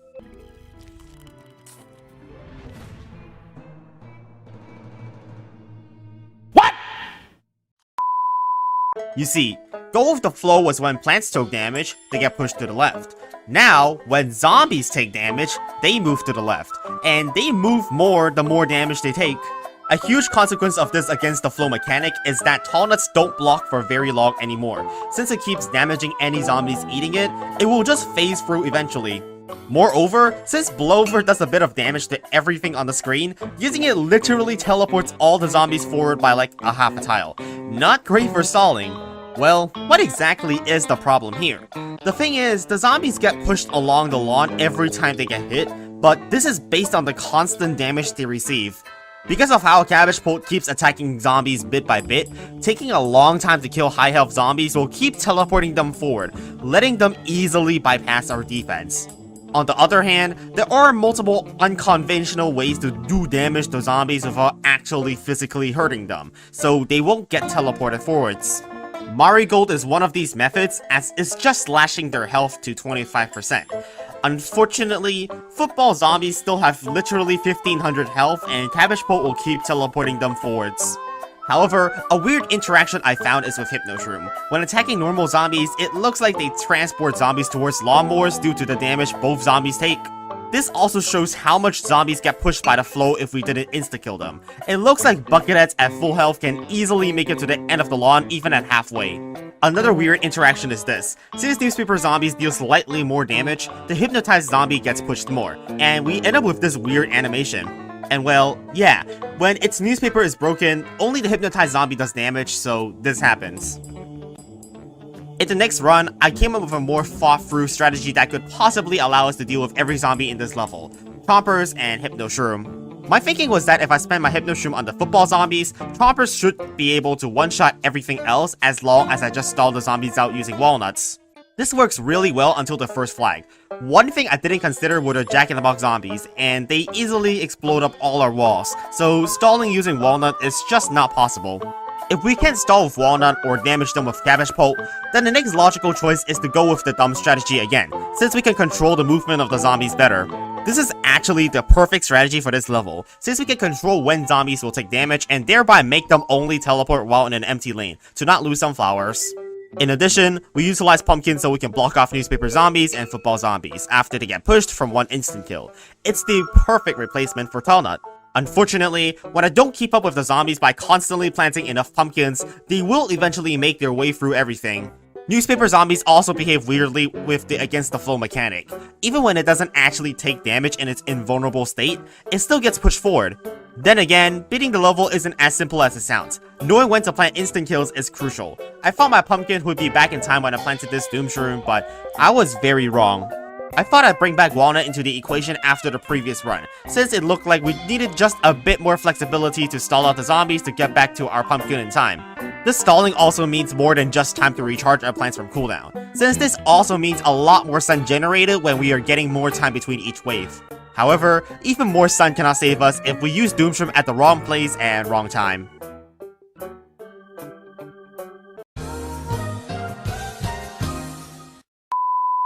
This time around, I also made sure to get pre-planted pumpkins in the back so in case I made any mistakes, I would already have backup pre-planted, ready to catch any incoming zombies. These backup pumpkins were definitely useful because just a few waves in, they are already all used up by the infiltrating newspaper zombies, and thankfully we didn't lose because of them. Luckily, not too many newspaper zombies showed up in the next few waves, allowing just Walnut to stall out the football zombies, allowing me to recuperate my defenses. This was absolutely what we needed here, as it gave me much more time to get my instant kills off cooldown, and I was able to easily deal with the last few waves ending up to the final wave. With no newspaper zombies or football zombies in lanes without lawnmowers, we are able to secure in a victory in against the flow. Thankfully, this wasn't as bad as go with the flow. Well, this next level needs less introduction, because we're back in Dusk. This world was seen previously in the original Brutal Mode's World 7 in 2 levels.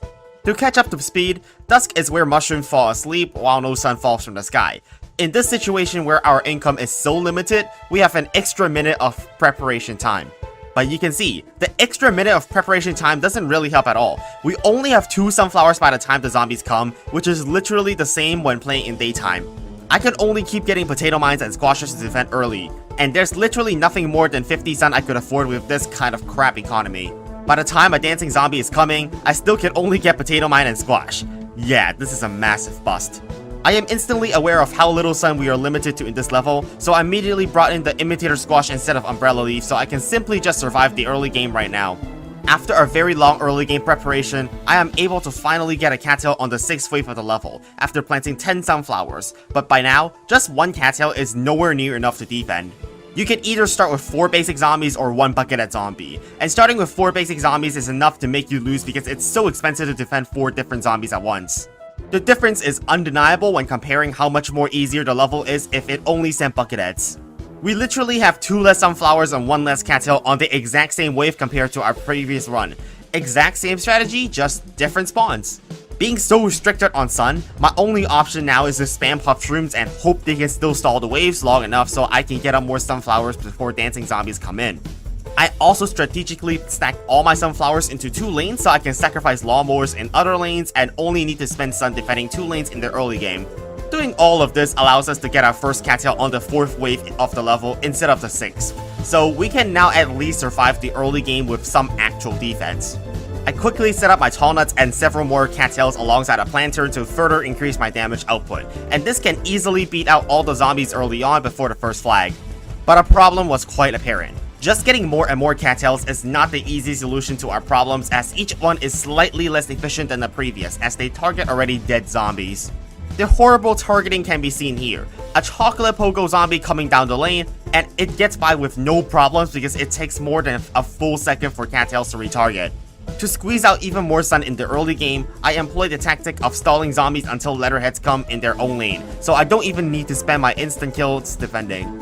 Although we're still only getting our first cattail on the 4th wave of the level, we have a lot more sunflowers compared to our last run, so we can also start getting tall nuts much faster. We finally get enough sun from our optimizations to start avoiding melon pults after the first flag, and things are finally looking like good enough that we can beat this level. However, my downfall came when I couldn't stop a zomboni because potato mine was on cooldown. Even with 2 melon pults and planter, it wasn't enough, and it froze one of our melon pults. Not only that, but 2 more shovel zombies also came with the 2 upper lanes and easily took out our tall nuts as I hadn't planted any melon pults there yet to stop ladders from infiltrating. After that, even catapults in the 5th lane started rolling forward and destroyed our tall nut. Everything just fell apart at once at the same time, and there's no chance to recover now. Having not enough sun is just one of the many problems we have in Dusk. Not having access to cheap mushrooms is also quite impactful here because we can't use ice shrooms to stop target zombies. My advice is, since you need to overspend to defend early target zombies anyways, you're better off straight up restarting. In my next attempt, I decided to switch to using starfruit, because I thought that it would be easier to get more starfruits faster to defend off zombonis. However, I wouldn't have considered the importance of the splash damage of melon pulp, until 3 dancing zombies came in at the same time and started spawning a horde of backup dancers. Very quickly, it was very obvious that starfruit was absolutely horrible at dealing with the high density of backup dancers, and it was far inferior compared to the DPS that melon pulp does. Adding onto its weakness, starfruits also cannot penetrate through the pumpkin zombies because of their constant healing. Without using melon pulp or instant kills, we cannot kill them. Another problem with starfruit is with ladder zombies. Their high hit points and fast speed spell doom to our starfruits, as its ladder is simply too tanky for our starfruits to take out. Even though we can easily take out any vehicles with spike weed or spike rock, there is no similar solution against ladder zombies unless we use magnet shroom. Then again, magnet shroom isn't going to be particularly effective since there's also pumpkin zombies in this level that's going to eat up most of the magnet shroom's pulls. To fix my problems with sun, I thought about using imitator sunflower to solve my problems here with not getting enough sun fast enough. Unfortunately, it's not very good because planting them means we have to push back our early game defense. By the time we can profit from them, we're already dead from doing nothing. With the failure of any normal strategy, I turned to using Doomshroom. Yeah, don't ask me why I decided to bring in Starfruit and Planter in this run. I don't know either, even after watching back on myself. For obvious reasons, just one Doom Shroom is not enough as the primary defense source, as you're basically forced to have Imitator or a lot of stalling to make Doom Shroom work. I got rid of the useless plants in the previous loadout like Starfruit, Planturn, and Umbrella Leaf. Now I'm going all in on the Tall Nut variation of the dump strategy once again. The only problem with using Doom Shroom is with the realization of how expensive Doom Shroom really is if you need to keep using it every wave. The upkeep is absolutely nuts. I tried to use the Cabbage Bolt strategy again this level because of its very good cost efficiency, but the damage it does in the early game is kind of too garbage to justify running. Even with me bringing both Walnut and Tall Nut, this just doesn't seem to be very effective due to how atrociously bad Cabbage Bolt is early on individually against hordes of backup dancers. We get overwhelmed extremely badly by Dancing Zombie, and it doesn't seem like there are really any good cheap options that can deal with them in this level. The next 3 runs were all atrocious to say the least. On attempt 12, we horribly died to an early game letterhead because we don't even have the instant kill off cooldown. Then, on attempt 13, we got absolutely wrecked because of the terrible early game RNG with Target Zombie. And by attempt 14, I was fed up with the presence of early Target Zombies, so I didn't even bother trying and I just straight up restarted to save time, knowing fully well this was a dead run. With basically all our options already exhausted, I'm calling for help from the Evolved Plants section again, bringing in Gold Bloom again. Gold Bloom is undeniably a star in this level. Providing an unconditional 150 extra sun after 35 seconds is absolutely game-changing as it allows for us to plant more sunflowers much faster. The difference is just insane when you get a little bit more sun because of this snowball effect. We end up going from having only 16 sunflowers before to like a full 4 columns. Not only that, we can literally start affording Melon Bolts and Planterns and Umbrella Leaps before even a first flag, and this is all just because of getting that little bit of extra sun from Gold Bloom. We are able to get full defense in every lane, and we can still afford to keep stalling out lanes using Blover to stop ourselves from getting overwhelmed. Unfortunately, this defense is not very safe against particularly Catapult Zombies because I didn't spend the time to put Umbrella Leaves in the front, so I lost a bunch of sunflowers this way. Dealing with Zombonis are also an issue because our damage output is still not enough, and using several Blovers on just one Zomboni is necessary for our defense to not get steamrolled. With so much sun production gone now, it is very hard for us to recover from this state as we still haven't gotten Melon Bolts in the water so far, as we've been relying on just instants. With widespread issues in our defense, it's no wonder why we lost this attempt even after a very strong early game economy. Evo plants may be good, but we still need to plan accordingly. I attempt with the same loadout and we get off to a strong start once again, but this time with a larger focus on also planting a lot more tall nuts early on to build a strong line of defense. Although I no longer have either Umbrella Leaf or Planturn going into the first flag, hopefully having 3 additional tall nuts will be useful in helping us protect our sunflowers. I of course very quickly set up the remaining Melon Bolts to get defense across all 6 lanes and also get Planturns to double their DPS, while still making sure sunflowers are well defended. This army of just 1 column of Melon Bolts is already absolutely shredding up everything the game is sending at us, and we are now moving onto our 2nd column of Melon Bolts. Some Zombonis are able to make it far into our defense, crushing our tall nuts and also freezing a few sunflowers, but thankfully didn't do too much damage otherwise. This meant that we could continue building up our defense quickly, getting up to 2 columns of Melon Bolts in the ground lanes to fully defend off ladder zombies. And as we know, 2 columns of Melon Bolts alongside Planturn and the chilling effect is able to beat every zombie from when we played Survival Endless, so this was basically a free win from this point onwards. With more than 1000 sun left over, we've beaten Dusk, using the classic Melon Bolt strategy. Even with us using Gold Bloom, the level was still fairly challenging. The first level is Sunflower Commander, in which we already previously saw a level banning Sunflower, and this time around the reason why it's banned is because our only Sunflower will keep following our mouse cursor for the entire level. This Sunflower will keep producing sun rapidly, so our summer situation is pretty much sorted. Our task is to keep the Sunflower safe from incoming zombies, and still beat the level of course. With such fast sun production throughout the entire level, it's no wonder that this level has 4 flags. To survive this long, of course, we're going to go with the most powerful plants. However, this sunflower isn't our only source of sun production, because we have the natural falling sun that we still need to collect. We have to weave our cursor through the zombies and make sure that the sunflower stays safe when collecting sun.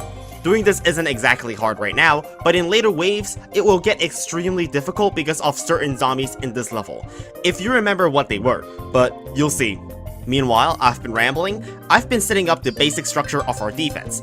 Obviously, cattails are our choice of early game, and Planturn as support to boost our damage. Getting Melon Pulse in every lane is pretty easy at this point, as we don't have many zombies with high hit points just yet, so we don't need to start getting any stalling or slowing plants yet.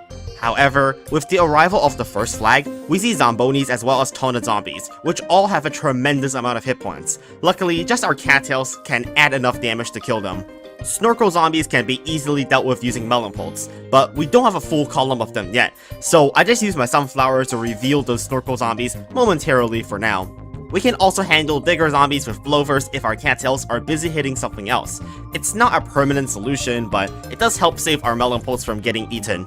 With another digger zombie, let me try and grab another blower here.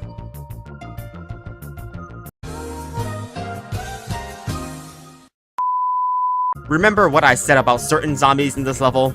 Yeah, Zombonis in this level are an intentional design choice to make moving our Sunflower around as tricky as possible. We also have to be careful of the freezing effect of the Zomboni. Getting our Sunflower frozen is equally bad. On top of that, we have to look out for this zombie. Yeah, also Conehead Jalapeno Screen Door zombies in this level, which are absolutely obnoxious. We don't have any cheap way to deal with them, because obviously we can't use Squash or Potato Mine on top of them when we need to protect our Sunflower from getting eaten. The only real solution is Doomshroom, but that isn't exactly affordable because our very limited sun production this level doesn't give us 225 sun every wave to help cover the costs. I'm pushing the limits to conserve sun by using my Sunflower to make pole vaulters jump and meanwhile still having to dodge random zombies spawned by bungee ambushes. Very quickly, my over-reliance on Doomshroom has come back to bite me because I'm completely out of sun to buy anything now. I keep trying to use my Sunflower to keep making more pole vaulters jump, but it's just not a very safe strategy as random zombies will keep getting off random nibbles from time to time. I just moved it towards a Snorkel zombie, and it died literally instantly. Well, and that's the level over, because yes, just losing the Sunflower is a losing condition. One of the ways to get more sun in the early game is to not use the garden rake, so the first wave lasts longer. Then we plant our first cattail later than usual for maximum delay. Last run, I planted my Planturn and cattail immediately on the first wave, which was really bad for our economy as it killed the first few waves way too fast and caused our downfall. Even then, I actually ended up making less sun than my last run at the start of the first flag, even with a better first few waves. That's because I killed the other waves too fast. Oops. Well, the good news is this time around I brought in Jalapeno, which is 100% less than using Doomshroom, and it clears out just the individual Jalapeno zombie that we need to kill. Obviously, Doomshroom is still very useful when Zombonis are stacked in multiple lanes, and it's still the only other instant kill we can really use in this level due to our Sunflower. So everything went really well up until the second flag. We didn't even need to upgrade any Melon Pulse to Winter Melons at this point as we're only really struggling against Zombonis. I mean, the problem really shows itself past the second flag. Taunted zombies have way too much health for us to handle, and we can't really kill them without planting more instant kills. This is just absolutely disastrous after a short while, and piles of zombies overwhelm us completely. Just one column of Melon Pole is not going to cut it for us this level. So first, I have to stop killing everything so fast in the early game. Instead of planting a full column of Melon Poles early, I'm just planting the 2 Melon Poles to set up for Winter Melons. Focusing on upgrading to Winter Melons early allows us to still defend off the zombies early while killing the zombies slower. This is crucial for us to get as much defense as possible.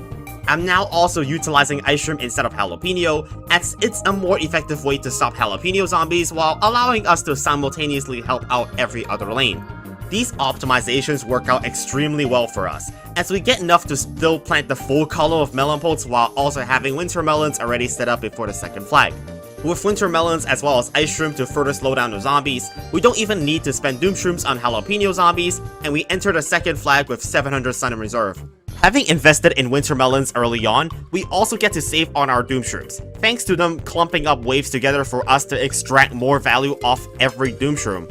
With more than 1000 sun to spare, it's now reasonable for me to start investing into even more Melon Poles to secure our defenses against Zombonis, and things are finally looking good here. I invested into the sides first as splash damage disproportionately adds more damage in the middle rows, and just like that, with speed by the third flag light, it's not even a big deal to us. And honestly, we don't even really need more melon pulse than this. All we really need to do past this point is to just keep using more instant plants when we have so much sun to spare. I might have accidentally lost one melon pole on the top lane before the final wave, but this is all good now, since we have another Doomshroom ready to clean up everything, and that's it. Well, the next level is Wii Smash. I think the level is pretty self-explanatory on its own, and we didn't even get to choose what plants to use, so the game forced us to play dumb strategy the level. I mean, obviously, we should get extra preparation time, right? Nope, no extra preparation time for the level where every zombie is a Gargantuar. And what's the first zombie in the level? Oh my god, bro. Oh, hell no, man. What the? Not even a chance. Giga Gargantuar as the first zombie of the level without any additional preparation time. This level is about to be so brutal. And nope, it's not even just the first wave. Every wave contains a Giga Gargantuar. Dear God. One of the easiest ways to get by in the early game is to spam all sunflowers into the first lane, since Gargantuars cannot spawn in the first lane outside of survival game modes.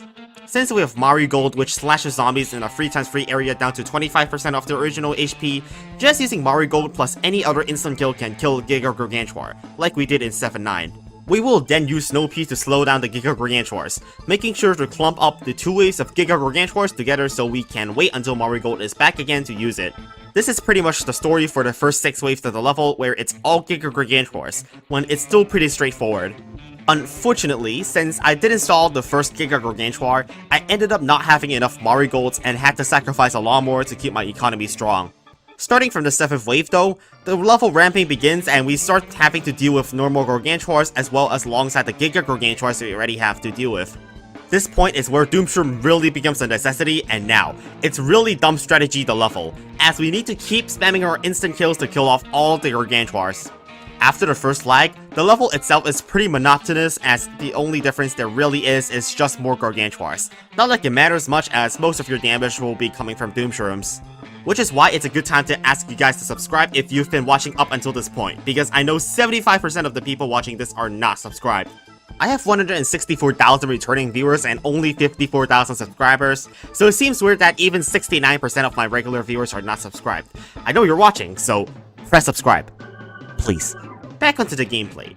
At this point of the level, pretty much every wave sends at least one Giga Gargantuar in every lane, so whatever Snow Peas I place doesn't really do much. The extra column of Snow Peas are there for the imps that the Gargantuars throw, because they get quite plentiful, and I almost get overwhelmed by the imps towards the final wave here. Thankfully, Doomshroom came in clutch and saved us from losing the level just before it was about to end. We're able to get just one more Marigold at the final wave, and we still have Squash and Potato Mine to deal with the remaining damage we're missing in the one lane we couldn't affect with the Marigold. After an extremely long 4 flags, we were able to just barely beat Wii Smash on our second attempt. The next level is Big Zombie Little Trouble, not Little Zombie Big Trouble as we can clearly see from the seat selection screen. The last level was one full of gigantic zombies, but this one level wins for the size contest.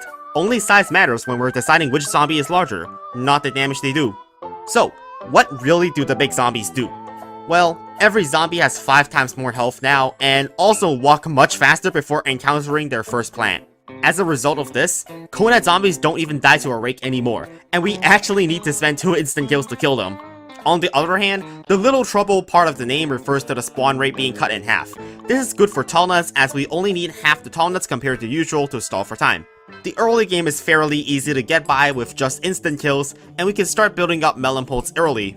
Winter melons are ideal in this level as there are screen door zombies. We certainly don't want to use straight projectiles against a screen door with the hit points of a Giga Gargantuar. However, I would only understand how dangerous letterheads are in this level when we can't slow them down by using a puff shroom when they first appear in the first flag. Letterheads are now literally walking faster than chocolate pogo zombies. I was extremely unprepared for them, so I'll have to be extremely careful when they do show up again. And hopefully you are able to see just how tough the zombies are in this level. With 5 times more health, each Jack-in-the-Box zombie is now as strong as a football zombie in vanilla. It's extremely difficult to stop Jack-in-the-Box zombies in time before they explode, unless we straight up spend an instant kill which deal just enough damage to kill them. Past the second flag, it's pretty much no longer possible to keep up with the Jack-in-the-Box zombies with our instant kills, so we're going to rely a lot on blowover pushback to stall. The gramophone zombie is a better target for our instant kills at this point, as they also heal zombies up 5 times more than usual for whatever reason, so we ain't killing them with just melons. This setup with just one column of melon poles with planter and sufficient stalling is enough to get us all the way to the final wave of the level. That is, if you don't get too many letterheads. All in all, I think I completely lucked out this level on how little letterheads showed up throughout the entire level, but I guess sometimes RNG just blesses me with good luck too. The next level is Frequency Change, which takes place in fog. Now, typically speaking, I wouldn't suggest using melons at night, but just take a look at what we have to deal with.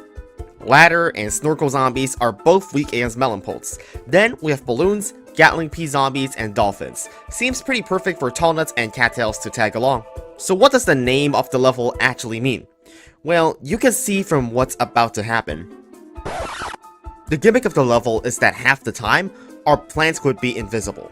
The other half of the time, the zombies will become invisible. Kind of like Invisible, but also affects our plants. The level also restricts when we can plant plants. We can only plant when our plants become invisible, so we can't plant half the time, making us plant fast cooldown plants much slower.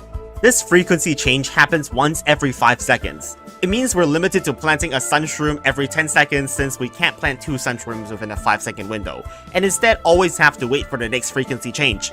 This little bit of gameplay change significantly slows down our early game economy buildup, and I can't even afford a cattail to defend ourselves before losing miserably to football zombies. I tried a game with the same strategy to try and make a difference, but I can assure you that it wasn't just bad luck that made us lose that last game to a gargantuan from a bungee ambush.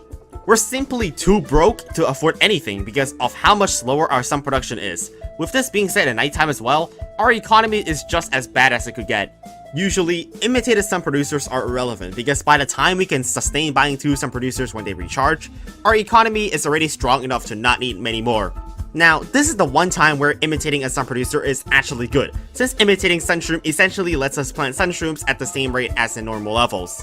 Now, we can actually start planting real attacking plants like cattails to try and defend off this horrible amount of high health zombies in the early game like footballs and pumpkin zombies. Though I will say, our economy is still pretty crap compared to usual, because using a slot for an extra sun producer is one less instant kill that we can easily clear out these high health enemies. We also lose out on being able to run imitated Doomshroom, so we struggle quite a lot against larger waves of zombies. Just the first flag, and I pretty much can't defend it anymore already. I'm also not sure why, but I decided to bring Melon Pole instead of Ice Shroom in my next attempt. Yes, in my last attempt, I didn't even bring anything for lily pad snorkel zombies, but bringing melons into a level where our economy is so bad is a bold choice by me for certain. Now obviously, the early game strategy remains the same, and we can easily make it to the first flight again after doing some extra optimizations such as saving on a plant turn instead this time. All I can really afford to do is to keep planting more defense in the time being because we will die completely if we don't, thanks to the Gatling pea zombies in this level. The Starfruits aren't doing that much either, because most of the damage is just coming from cattails focusing down on the fastest zombies and Doomshrooms dealing with the rest. With Melon Pulp being completely useless and most of our sun production being reduced to nothing, it's a good time to admit defeat and come up with a better solution. After some thinking, I got a new strategy. Instead of using Imitator Sunshroom, I use Sunflower instead so I can free up Imitator to imitate Doomshroom instead as our main damage this level. Sunflower is obviously a tad bit worse, but it serves the same purpose, to have more sun producers quickly. I still have Tonda because obviously, gotta deal with the Gatling pea zombies. I also cut out Planter from the loadout and instead am using Cattail without support. This is mainly to open up a slot for us to bring in both Tango Kelp and Ice Shroom. Cattail is still necessary to deal with letterheads and ladder zombies, but Ice Shroom is even more important for stalling while we can use Tango Kelp to deal with lily pad snorkel zombies. After setting up a full tall nut wall to blockade the Gatling pea zombies and also use them to deal with digger zombies, our defense is pretty secure, and it's just time to use Doomshrooms. It's not complicated after this point because all we have to do is to just keep repairing our tall nuts when they get eaten and keep planting Tango Kelp when all 3 of its pools are used. And heck, it's so easy after this, I'm starting to get a whole second column of tall nuts just for fun. And also more cattails because why not? We already have so much sun to work with now. Nothing more satisfying than just utter destruction. Truly one of the strategies of all time. Just nuke everything out of existence by amassing an army of sun producers to help sustain the process. Now, for why I'm suddenly showing you Vasebreaker today, it's not any normal Vasebreaker level, because this is Vasebreaker Randomizer in Brutamode X+. Well, obviously, you can beat the level once you get lucky and get not too many threatening zombies while playing, but I was certainly not lucky enough. Now, instead of just normal plants and zombies, we also have evil plants and Phase Breaker randomizer, so if you're interested in what they do, you can keep a keen eye on them. Meanwhile, I will explain the best I can what is going on. This is Gatling P's evolution, which is actually called the Sniper P. If you played BTD6, you should know what snipers do. The Sniper P has infinite range, meaning it can target any zombie anywhere on the screen at once. It attacks very slow while doing massive damage to the strongest zombie, because it has strong targeting priority. Well, the evolved walnut. Yep, a bowling walnut. Nothing more than that, but that Zomboni already froze our Sniper P before I reacted fast enough with my evil walnut, and this situation looks unwinnable again. I try my best to crack open as many vases as possible to find a solution to my problem of this dancing zombie. RNGesus is not on our side this time around. My next attempt is less bad in terms of luck. Got an extremely early Gargantua spawn from one of the vases, but I was extremely lucky and got 2 instant kills to kill it before it became trouble. I then got a comp cannon, and that's definitely going to be good enough to finish off this entire level now. But waiting for cop shots, it's pretty much unnecessary now, so there we have it. For this next level, the name of this minigame in Chinese originates from a meme on Bilibili, so I couldn't really translate it properly, so let's just call it Sandwiched. Now this time around, the zombies in this level have a common feature of having a lot of health, specifically walnut zombies, tall nut zombies, and also football zombies. So I brought in melon pulse as they do the most damage, but what happens next was totally unexpected. Remember what I said about sandwiched? Well, I suppose we understand what that means now. Just because the zombies are on both sides doesn't mean that there's less from the right. The spawn rate remains the same while we have to deal with all the extra zombies from the left. There was a moment I considered using Split P, but then I remembered screen door zombies are in this level. Your screen door reflects all Ps, making it impossible to use Split P even in the level where there are guaranteed backwards facing zombies. Ugh, well, guess we have to use this again. Using the dumb strategy is the most straightforward way to get around the backwards facing zombies. We just need 3 extra garlics in the back, and we don't need to worry anymore. Of course, our main source of damage this level will be coming from just Doomshrooms. Doomshroom does not care about the extra zombies facing backwards, so it's perfect here. We also have both Ice Shroom and Blow for the Stall, specifically useful against football zombies. Then we also have Potato Mine, Cherry Bomb, and Jalapeno as extra damage if we panic. This works extremely well for the time being, as the Bungie zombies haven't been too much of a nuisance yet. Yet is the keyword here, because oh boy, the last section of the level is absolutely stupid. Past the second flag is where things start to get crazy. We start to see the increase in density as the entire lawn is covered in zombies, leaving little or no space at all to plant Doomshroom. Because there's so many zombies, all our garlics in the front are dying all at once, and its slow recharge is not really helping us out here either, so we lose a bunch of sunflowers from just that. The increase in amount of Jack-in-the-Box zombies is also hurting us a ton because the more they are, the more likely they start exploding early and killing off even more of our economy. Then we also have, a very pretty amount of Bungie zombies. We're dealing with double the Bungie zombies compared to normal thanks to both sides spawning them in. It's pretty much impossible to get sunflowers faster than they are getting stolen by the number of Bungie zombies. And inevitably, when you have to deal with like 5 Bungie zombies a wave and not bring Umbrella Leaf, you're not going to have anything remaining. Nothing is spared in this disaster. It gets so insane that Bungie zombies start stealing literally nothing because the game is spawning more Bungie zombies than plants it can target, which, yeah, not good for us. I revised my strategy a bit to deal with that monstrosity of what is past the second flag by adding Pumpkin to our loadout and taking out Ice Shroom. Using Umbrella Leaf is unreasonable because we'll have to lose 9 out of 21 sunflowers we have right now to protect everything from Bungies. That's way too much sun production to lose out. Pumpkins will hopefully serve as an extra instant kill that can help deal with the massive amounts of zombies this level. Not only that, we also use Pumpkin as our way to get more sun producers in this level. We'll need a lot more sun than we had last run with how many Bungie zombies stealing our plants. Also, the amount of stalling they provide is very beneficial to build up our sun early on as well, as we have a ton of sun at the first flag, which is exactly what we need before our economy dies. An additional unexpected benefit of Pumpkin is also us being able to group up zombies together for more efficient potato mines, as the zombies in this level all have different speeds. Eventually, we won't be able to keep up with the number of zombies to keep planting more pumpkins, but that's fine, as they've already done their job and gave us a lot of extra sun. As the second flag comes, as expected, the screen once again gets carpeted by all the zombies, but this time around, I made sure all my garlics stay nice and healthy so we won't lose our sunflowers. Of course, losing some of them is still somewhat inevitable because of how many Bungie zombies get sent in to steal our plants, but that's why we need a reserve of 2000 sun. This reserve of sun is perfect for us to keep spamming more blowers to keep pushing everything back so we can keep using Doomshroom to clear these massive hordes of zombies. However, it looks like that this sun isn't even necessary as us playing better has let us reach the final wave with a much more intact defense. Way to go, Pumpkin. Such a powerful supporting plan for the dumb strategy thanks to its on-death explosion. So the next level has probably the weirdest premise out of every level in Brutal Mode EX+. It's called Troll's Troll, and I didn't even fully understand the premise until someone explained it to me.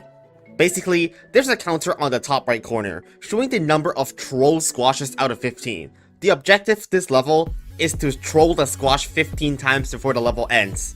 Yeah, I don't understand either what inspired the mod creator to make a level with an objective being having to troll the squash. What even is trolling the squash? Basically, a troll squash is when a squash jumps but hits no zombies. I first tried using the dumb strat so I can use garlic to divert zombies away from squash to make it miss. Sounds easy enough, right? Just plant a squash when a zombie is switching lanes. A consideration I failed to make was that this level has pole vaulters. Pole vaulters just jump over the garlics we place in the 9th column instantly, and 100 sun goes down the drain instantly. I cannot rely on using garlic at all when masses of pole vaulters past the first flag can easily invalidate practically every garlic we've placed down and stop us from doing a troll squash. Right now, I still only have 2 troll squashes, so at this rate we're only going to have 8 troll squashes by the end of the 4 flags, which is not enough for us to beat this level. All the meanwhile, balloon zombies continue to flood into our defenses. Alongside pole vaulters that invalidate our garlics, balloon zombies can also easily infiltrate and eat up our sunflowers. We're struggling to even just survive right now, and we still have our main quest to troll the squash 15 times in total, so it doesn't seem like this is the correct strategy for this level. I tried the same loadout with adjusted placements to ensure that it wasn't just a fluke that I was making that caused us to lose. This time, I placed my garlics on the 8th column. That way, when a pole vaulter comes, I can simply plant a flower pot on the 9th column to make it use its jump to avoid losing our garlic. This was definitely an improvement from last time as our sunflowers actually survived, so we could at least first survive the zombie waves before worrying about trolling the squash.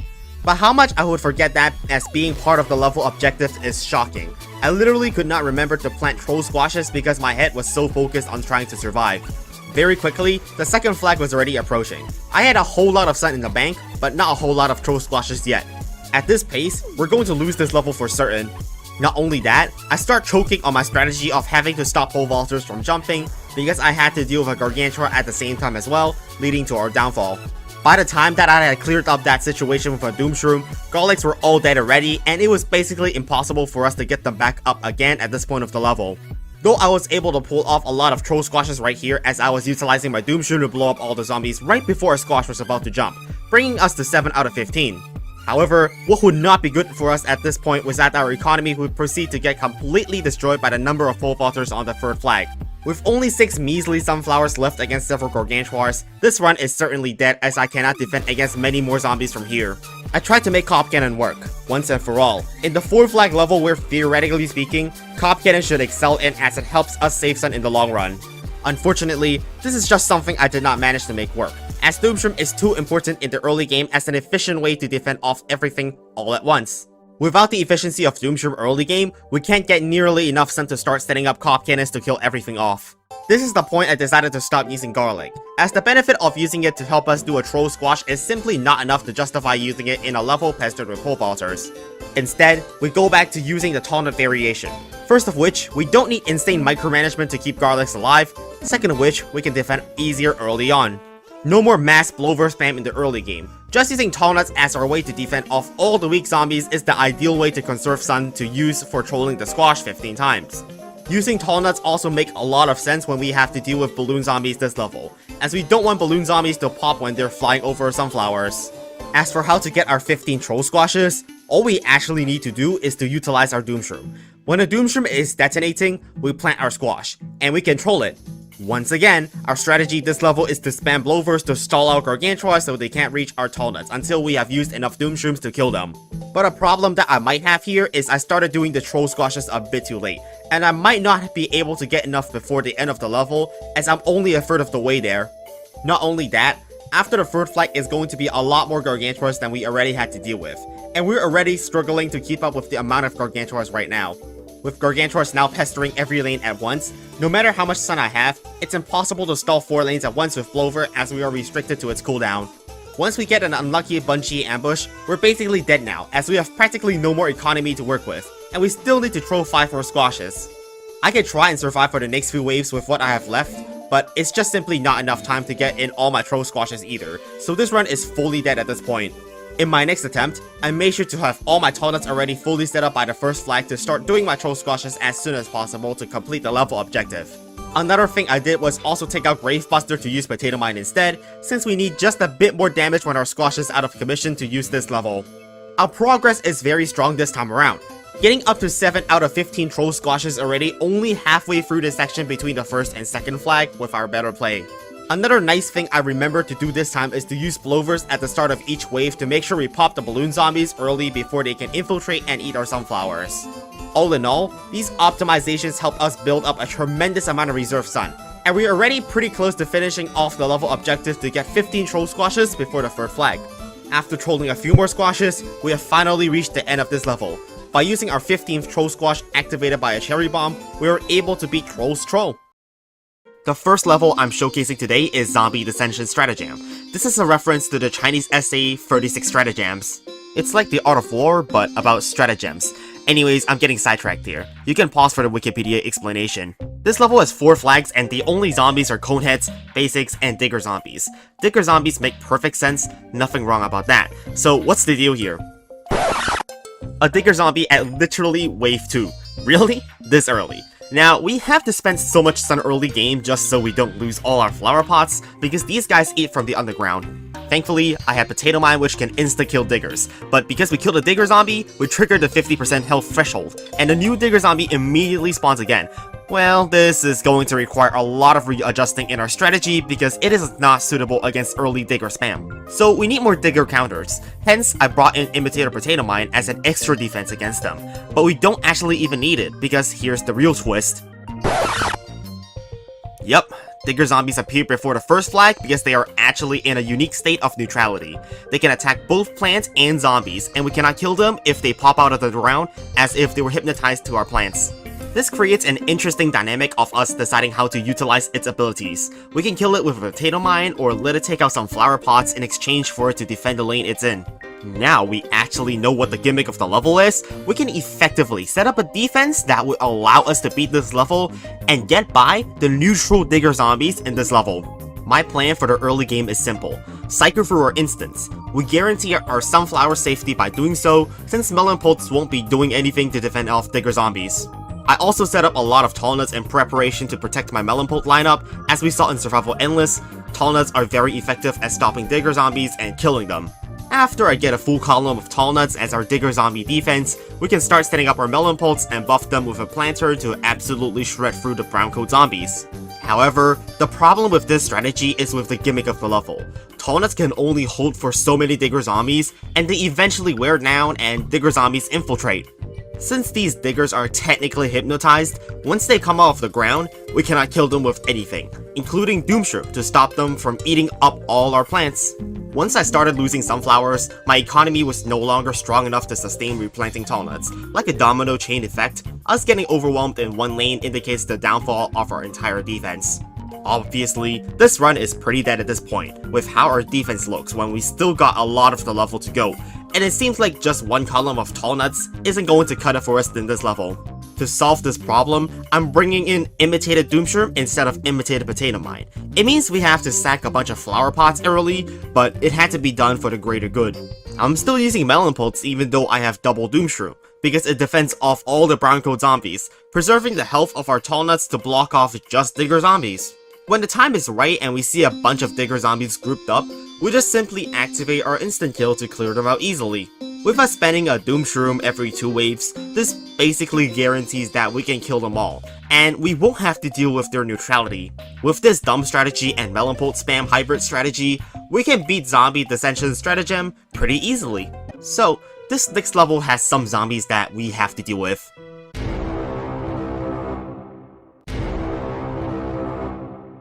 Alright, so I mean, Conad pea shooter zombies mean that it's the time for us to return to the dumb strategy, garlic variation to move the Conad pea shooter zombies into empty lanes. With newspaper zombies as well as zombonis, I suppose we also need to bring in Tallnut and Chomper to counter them respectively. What could possibly go wrong here?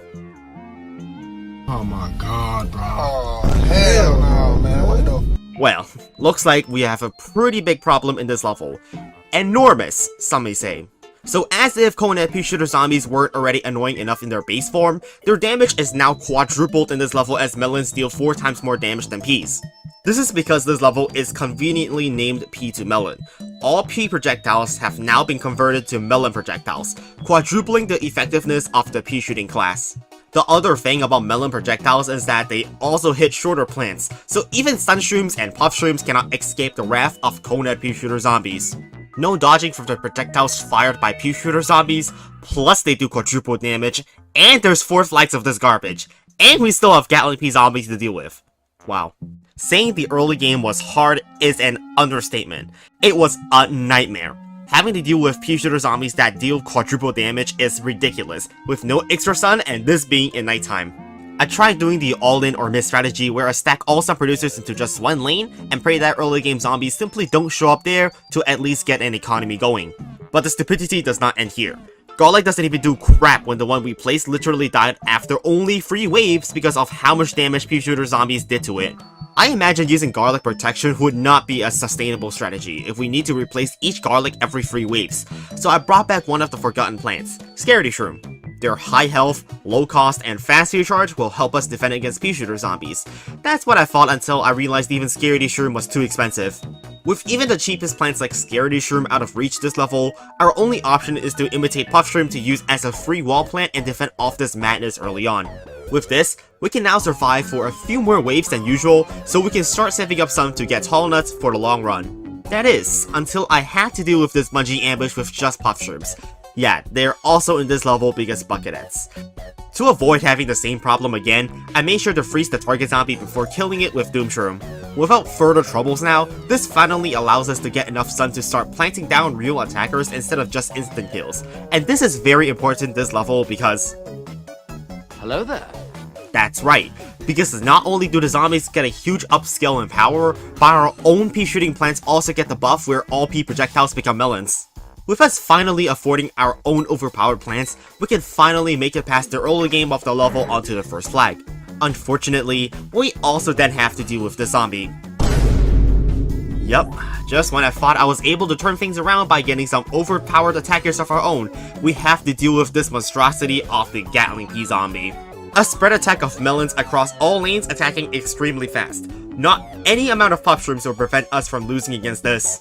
I was able to get up more snow peas than in my last run, but there's still no match compared to the insane Gatling pea zombies who can shred up a Tallnut in just 1 wave of time.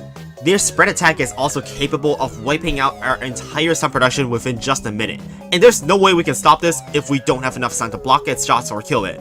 With us not having enough wall plants to block off Gatling pea zombies in the last attempt, I switched to using pea shooters in the early game instead of snow pea. Pea shooters are considerably cheaper, and we also gain extra benefit of farming up their attack speed early game, making them a more worthy investment. Although I was able to get up a full column of pea shooters before the first flag, I wasn't able to get a full column of defensive plants though, and didn't even have Planter buff. Very quickly, this defense proved to be way too fragile against the Gatling pea zombies. We're going to need a lot more defense than this right now to not lose against these zombies. This meant that our early game was simply not efficient enough right now to let us make it past the great barrier of what is the Gatling pea zombies. I employed the strategy of sacrificing just 1 lane so I could focus on defending fewer lanes in the very first 3 waves of the level, but to no avail, because of a newspaper zombie I didn't have sufficient defense for. To beat the level, you need to be extremely lucky in the first few waves. There's no way to squeeze any extra sun than what I'm doing here, which is only defending using Puffshrooms. We need extreme luck to freeze the newspaper zombie with 1 Puffshroom to kill it for free using more Puffshrooms, and then also hope that pea shooter zombies don't show up early. If we're lucky enough, we'll be able to afford our pea shooter and more blocking plants to combo down every pea shooter zombie we see, while not losing any sunshrooms in the process. We can get our last pea shooter to fill up an entire column by the 7th wave of the level with optimal early game economy, securing 3 waves of time for us to build up walls and not die. I was also able to set up my snow peas and plantain support before the first flag to secure board-wide slowdown. Surely, this time we have enough defense against Gatling pea zombies. And I will be correct, because we spent so much more time on beefing up our pea shooters early, we're able to wipe out the majority of zombies instead of having zombies do that to us. Hell, zombies don't even make it past the 9th column now that we also have the winter melon slowdown on steroids from the snow pea. Walls are not even necessary against newspaper zombies. In addition, being quite lucky and seeing no Gatling pea zombies in the first 2 waves of the first flag is pretty helpful, as we get a bit more time to set up our wall plants before we have to deal with them. And by now, we have enough to set up our full line of wall plants, securing in the safety of our sun producers, and now it's time to sit back, relax, and enjoy pea shooters destroying everything. The difficulty of the level becomes a joke now that we have a plant that matches the power of the zombies alike, and Giga Gargantuars are getting melted like butter. The last few waves of the level were fairly quick and painless, as we cleared the entirety of the 2nd to 3rd flag in less than 2 minutes, and there's pretty much no way we can lose the level.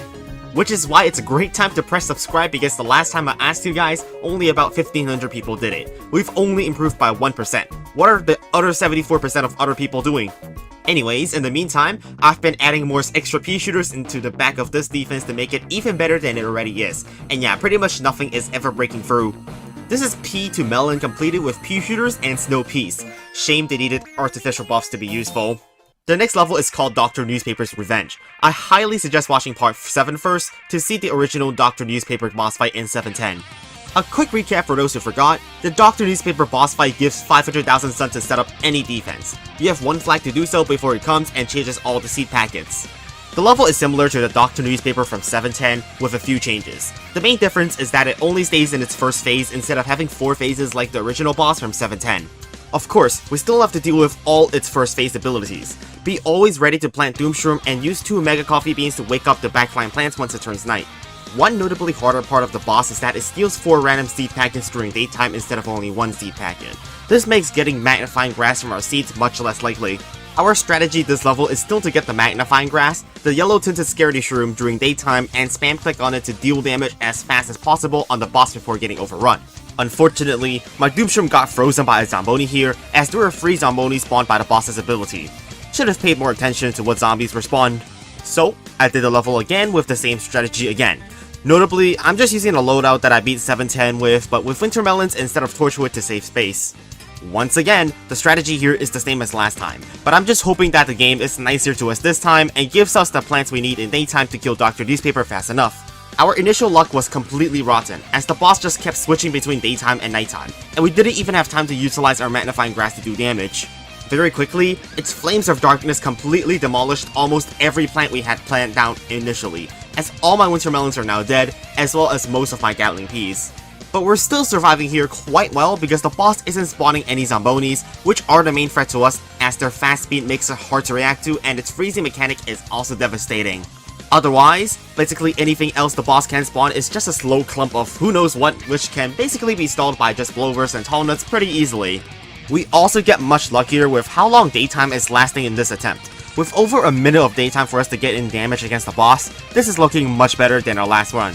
However, a longer daytime also means we could not rebuild our attacking plants very quick, as we only have 6 seed packets during the day. Striking a good balance between day and night is of essence in the amount of luck required to get through this boss fight. And luckily, the level is now at the final wave, meaning no more new zombies will be spawning naturally, allowing us to focus down our last bit of damage against the boss instead. We're just waiting for the game to switch back to daytime and hopefully that the boss won't steal our magnifying grass seed packet, and there it is. Daytime at last, and we have the plant. With the boss having close to no health left, we just need to click our magnifying grass a few more times to kill it, and that's basically Dr. Newspaper's Revenge, completed in 2 attempts. This next level actually inspired me to do one of the challenges I did many months ago on the channel. The level is called Highlander, and in this level, you begin with 2000 sun. The reason you begin with 2000 sun instead of 50 is that you can only have 1 of each plant on the board at the same time. A plant with a copy already on the lawn does not recharge, as you can clearly see from this sunflower seed packet. My first instinct was to immediately choose the most powerful plants, so melon pulse and winter melons and instant kills, but I don't even know how I made a defense looking like this garbage. What the hell was I thinking of separating my melon pulse away from my planter and umbrella leaf? And what are these sunflowers doing here in the middle of nowhere? And why did I put my twin sunflower in the open and then sunflower behind the tall nut? Yeah, I'm not exactly sure, but this is a completely atrocious defense that obviously doesn't work. The only way we can defend the 3 other lanes is basically to Doomshroom every wave, which our economy of a sunflower and a twin sunflower is nowhere near enough to support. I quickly reorganized my defense to a structure that suits us to use Cherry Bomb instead of Doomshroom, as Cherry Bomb is much cheaper. Lanes 1 and 2 can be dealt with using our Melon Pulse, while we can kill the zombies in the 3 other lanes with a Cherry Bomb if we stall and group them up enough with Blover's Pushback. But then, I realized the problem using Melon Pulse against a particular zombie. That is the Angry Dancer. There's no way just one Winter Melon can defend against it, so this is definitely not the solution. The next plant I considered was using Cob Cannon. Now, first of which, you can't even get Cob Cannon with just one Kernel Bolt, so I had to imitate it so I can evolve for a Cob Cannon. The benefit of Cob Cannon is that we can target any row of our choice, allowing us to flexibly defend against any lane that may be a danger to us. Of course, just one Cob Cannon and 2 Kernel Bolts isn't going to be enough to deal with everything the game throws at us for 3 flags, so we also need to bring in Doomshroom. We managed to make it to the first flag with this strategy, which is already far better than the Melon Pulse strategy that folded completely after one Angry Dancer. At this point, I started using Blowers to slow down and group up multiple waves together to make use of our one Doomshroom seed as much as possible. Efficient use of Doomshroom is extremely important when we have such a limited supply of sun. The Tall Nut in the first lane is also still holding up extremely well, and it has protected our Cob Cannon just fine for the entire level so far without even degrading, so it should be enough for the remaining duration. Or at least it should have been. I used both my Doomshroom and Cob Cannon shot last wave, so I don't have anything to kill the flag zombie immediately, making me lose all my sun. Whoops. I tried again with the same loadout, with better blower usage to plant more efficient Doomshrooms. I was able to save out on a lot of sun, while still defending off everything. I made sure to not repeat the mistake we made last time, so I stalled the wave before the second flag until the second flag came, to spend a Doomshroom to kill the flag zombie instantly. The strategy after the second flag is more or less the same as what we've already been doing. Cob Cannon off danger zombies and spend blowers to stall out waves to get efficient Doomshrooms. However, we've now ate through most of our sun reserve, and we don't really have any more sun left to stall the last few waves of the level, and we're forced to let our last lawnmowers go. This unfortunately could not be saved as a target zombie spawns a football zombie, which ends up being completely unkillable for us as we had just used our Cob Cannon shot. Surely, this is finally the level where Cob Cannon is useful, other than in Survival Endless, right? I tried with the same loadout again, seeing as last time, it was just bad luck that made us lose. But it really isn't that uncommon for a bungee ambush to spawn a zombie that ruins your chances of winning. We need a way to stop these bungee ambushes or we can't beat this level. Trying the same strategy over and over again to expect different results from getting lucky is pretty stupid, because more often than not, it's not going to help. So I had a very bold idea.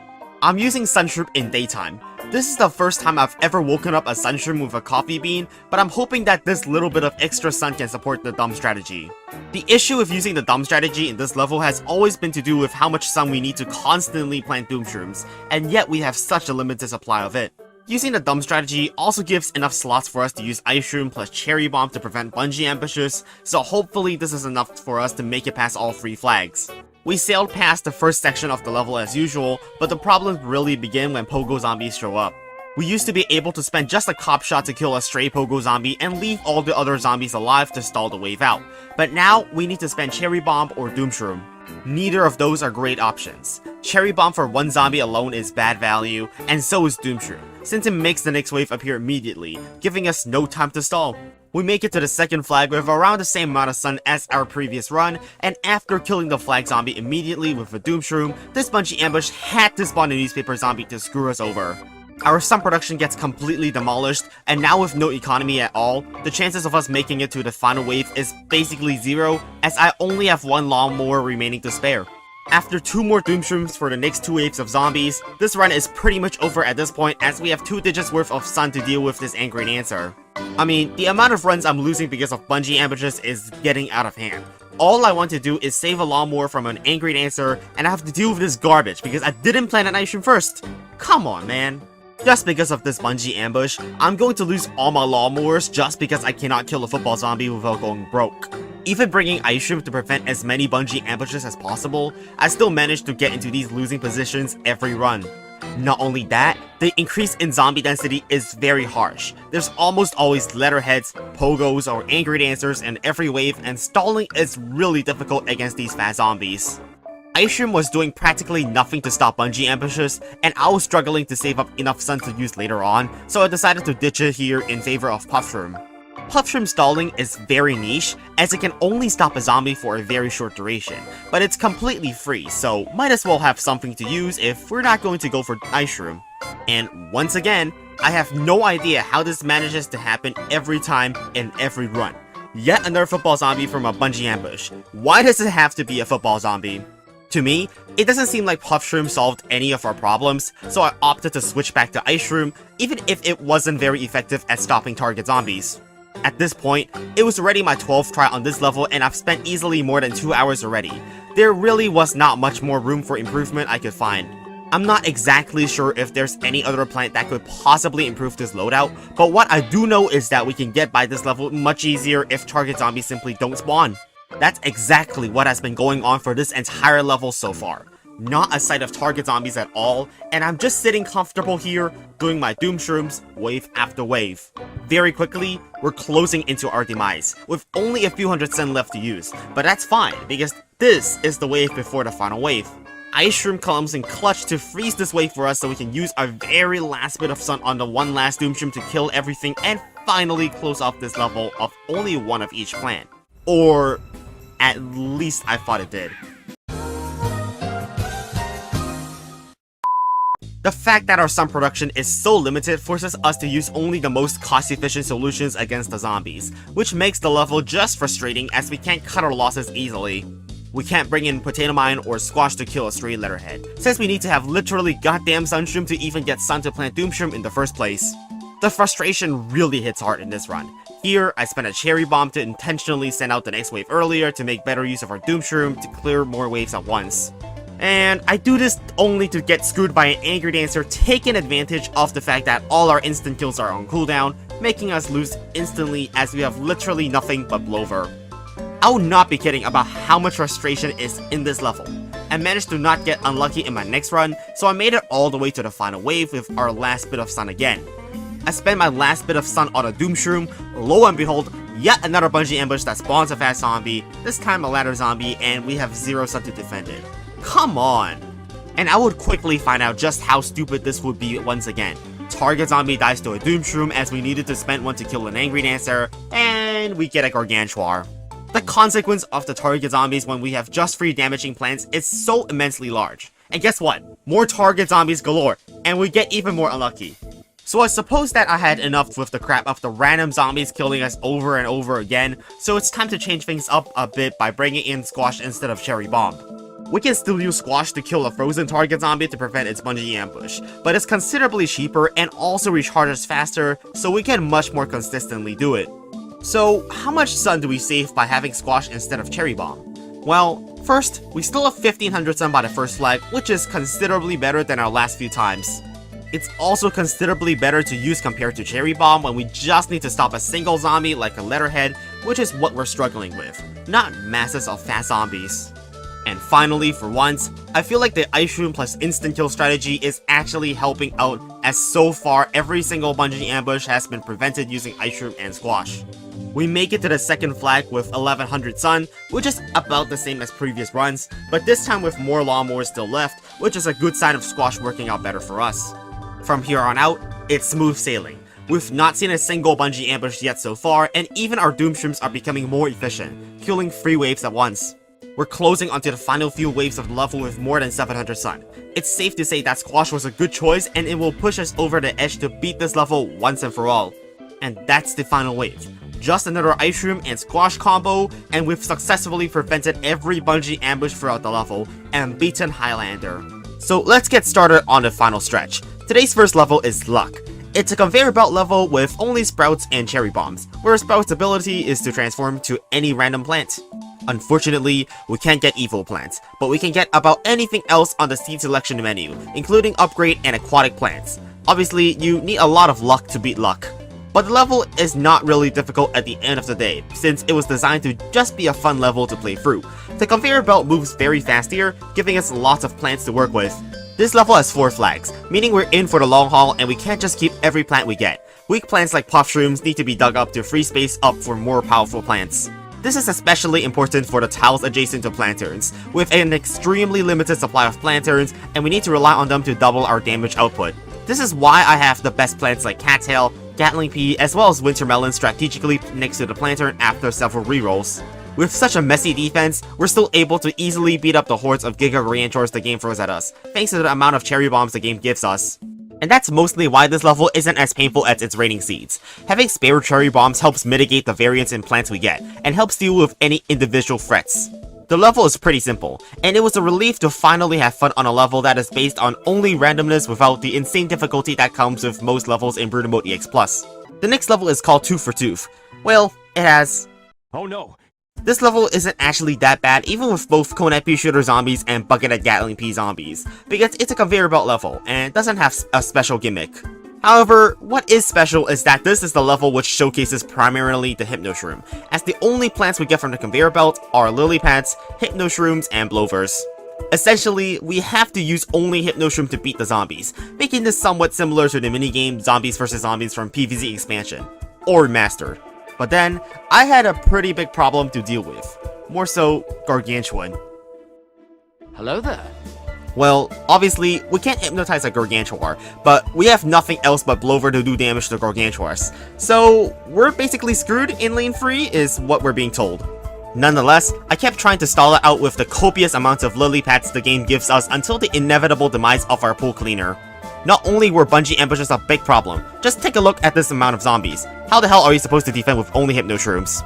Moreover... Oh my god, bro. Oh, hell no, man. There are also naturally spawning Gargantuars this level. Looks like there was a very good reason for why we got so many Blovers, and we should have definitely saved them up. With this being only a 2-flag level, the total number of Gargantuars is not that egregious. We got another natural Gargantuar in lane 2, so we had to let our Lawnmower there go too. Unfortunately, just that little amount of Gargantuars was the demise of us, because very unfortunately, we had to deal with 2 more Gargantuars in the final wave. Also doesn't help Flag Zombie is apparently immune to Hypno Shroom, so that's a new discovery right there. Now I had a good idea of what to expect in this level, my plan was simple. Min-max the Hypno Shrooms and hypnotize zombies as late as possible to stall as much as possible. The more we stall, the more Blovers we can stock up into our conveyor belt to prepare against Gargantuars. To do this, I also have to plant all these useless lily pads to free up the conveyor. I make sure to be as conservative as possible with all my Blovers, only using each one very occasionally to blow away the fog to get a better view of what we have to deal with. We make it to the first flag with a stockpile of Blovers, as well as with no Gargantuars that make our life miserable thanks to us proactively hypnotizing target zombies before they die. Just to compare, at this point in our last run, we already lost like 3 lawnmowers, and right now we're keeping everything nice and packed to the right, without much advancement. This time, with proper planning, we're also able to actually stall out the natural Gargantuars by hypnotizing the zombies that walk in front of them to give us just that little bit of time we need. It's really important to delay the usage of our lawnmowers as late as possible to prevent any new Gargantuars from spawning in lanes without lawnmowers in future waves. This ensures that we can have enough lawnmowers to deal with all the Gargantuars the game throws at us by manipulating the lanes they spawn in. Simple as that, we beat Tooth for Tooth. The next level is To the Left. We already had a level where zombies came from the left side of the lawn, so I'm fairly certain it's going to be a different gimmick this time around. In fact, we're going to see what this level's gimmick is immediately. What? All zombies now have reach hacks. In fact, 3 extra tiles. Well, this will certainly be a challenge, because this means zombies are basically 3 tiles closer to our plants, giving us much less response time. I restarted immediately as my chat told me a way I could cheese this level using a somewhat unintended interaction as the result of the zombies' reach hacks. Potato mines that are armed have infinite health to prevent them from being eaten while detonating. This is to make sure a potato mine that is still coming out of the ground doesn't get eaten, but in this level, since the zombies will eat them 3 tiles away, it will never explode and hence stall forever. With this permanent stalling technique, surely it's impossible to lose, right? Well, no. We still have to kill letterheads as they can activate our potato mine and put a stop to the perma-stall. I also have to remind myself that we're not dealing with only basic zombies this level, but also pole vaulters.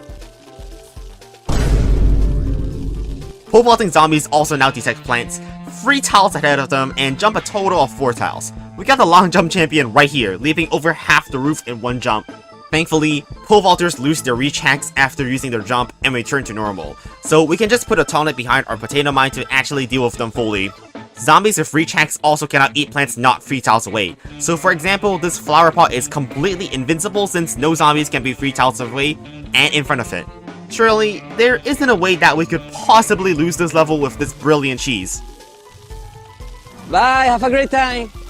Well, the fastest pogo zombie in PvZ history, across the entire roof in less than a single second. Perfectly balanced and only about 8 times faster than the normal chocolate pogo zombie. We're also getting overwhelmed by the number of zombies building up wave after wave, and our potato mines are just getting destroyed left and right by letterheads or angry dancers. Pretty sure these melon bolts are not really helping us stay alive right now, so time to change up our strategy a bit. Obvious choice right here. Since we don't have time to plant down melon bolts or winter melons, I switched to Doomshroom to easily clear out any crowds that build up over time. However, the process of setting up our column of potato mines was not met with no resistance, as we had to deal with many more letterheads this run, significantly slowing down our progress. But the power of Doomshroom is certainly strong enough to mitigate the tougher early game here, as it can easily clear out the pole vaulters and backup dancers using a Doomshroom. This meant that I could actually get a strategical attacking plant, the Starfruit. Since plants on the 9th column are invincible, we can get away by planting Starfruits there and utilize all 5 of its shots. Utilizing doesn't mean it would work, as I also forgot about the existence of Shuffle Zombies which plow through the potato mine effortlessly. Starfruits really suck against ladder zombies, as stars must kill the ladder before being able to hit the zombie itself, making Shuffle Zombies just as devastating as normal against this defense. I tried doing a new early game build order for a stronger economy, utilizing partitioning. We only defend a few lanes in the first few waves to immediately plant potato mines into the 5th column. This didn't really work, as I was sacrificing roof cleaners in an awkward time due to the disparity of speeds between zombies, causing multiple waves to get killed one after the other.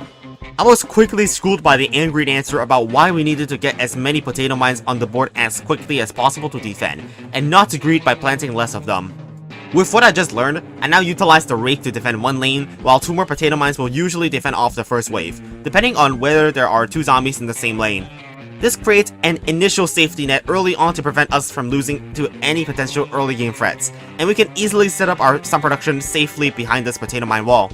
I attempt to utilize Starfruit again, but to no avail. Since we're doing so much damage to zombies that stand on top of them, we kill them too quick and end up getting overwhelmed too quickly by zombies still alive in other lanes. Me trying to utilize Starfruit is just absolutely sad because the same story speaks for itself. We simply kill the zombies in just one particular area too quickly, and then get ourselves overwhelmed everywhere else. It also doesn't help that pole vaulters are super threatening. The moment we get overwhelmed by everything on the screen and take our eyes off another pole vaulter in another lane, oops, it jumps straight to the end of the lane and enters the house. Since Starfruit is doing way too much damage in a small area around itself, we have a different plant that can hopefully fill in the same role as Starfruit while not killing everything too fast. This is finally the level where Split Pea can be used, since we can finally utilize its double backward shot by placing it into the 9th column where it cannot be touched. How relevant is it really though? Unfortunately, it seems like it's still completely useless because whatever it kills is just something that our Doomshroom would have killed anyways. It's so annoying that whenever there's a level where Split Pea seems just a bit usable, it's still garbage because Doomshroom is always better. Pretty sure we all know where Split Pea is going in the tier list when I do make that video. Out of all the backwards shooting plants, Starfruit failed, Split Pea failed, so I suppose the last plant we need to try is the Gloomshroom, as we can now utilize them without pumpkins. You might know I haven't really made use of Gloomshrooms in Brute Mode EX+. They're busted in vanilla, but they fail short to melons as Gloomshrooms cannot be buffed by planterns. This level seems perfect for Gloomshroom. They're completely invincible on the 9th column, and we have zombies guaranteed to be grouped up near them with our potato mine wall. It was very easy to set up Gloomshrooms early on, and they cleared out the early waves of zombies with ease. Another nice thing is that they also don't kill zombies too quickly, so we still get a quite bit of good stalling time every wave. With almost a full column of Gloomshrooms and also a full potato mine blockade, this will easily clear out everything the game sends us. Oh my god! Oh jeez, oh my god! With most conventional mainstream options already tried and exhausted, it's time to pull out the more obscure plans, because there's not much I can do against a Pogo Zombie that's this fast. Clearly, Magnesium can stop Pogo Zombies from bouncing across the whole board if Tonnuts can't. But I'm also bringing Gold Magnet, which you've probably forgot about because the last time I've used it was 9 months ago, where I used it for one level for 30 seconds. A gold magnet on its own doesn't do anything except collect coins, but a second gold magnet in the same column or a row makes it so all zombies between them starts taking chilling damage. Now first of which, we're using it this level since plants placed on the 9th column can't take damage, so we can plant them and let them kill any zombies that pass through them. Unfortunately, gold magnets cannot damage zombies directly on the top of them, and zombies that are eaten our potato mines in the 5th column also can't get hurt by our gold magnets. To actually do damage to zombies, we need another gold magnet at the left hand side to create a connection between the left and right hand side and start damaging all zombies between them. And here's another twist. Since Magnesium has full board range, it can remove Pogo Sticks as soon as Pogo Zombies come. But since Pogo Zombies don't have reach hacks without their Pogo Stick, this means they can eat up our gold magnets at the 9th column directly after having their Pogo Sticks removed. Not only that, this also means they can march their way to our potato mines and blow them up after they lose their Pogo Stick. So Magnesium kinda backfired on us real fast. This quickly led to the infiltration of the zombies in the bottom 2 lanes where our potato mines just detonated. With no blower to push back the zombies, I lost a bunch of plants before my instant kills came back from cooldown. Not long after was the introduction of Gargantuars. As you'd expect, Gargantuars also have reach hacks, making them the hair metal Gargantuars from Neon Mixtape Tour. How great!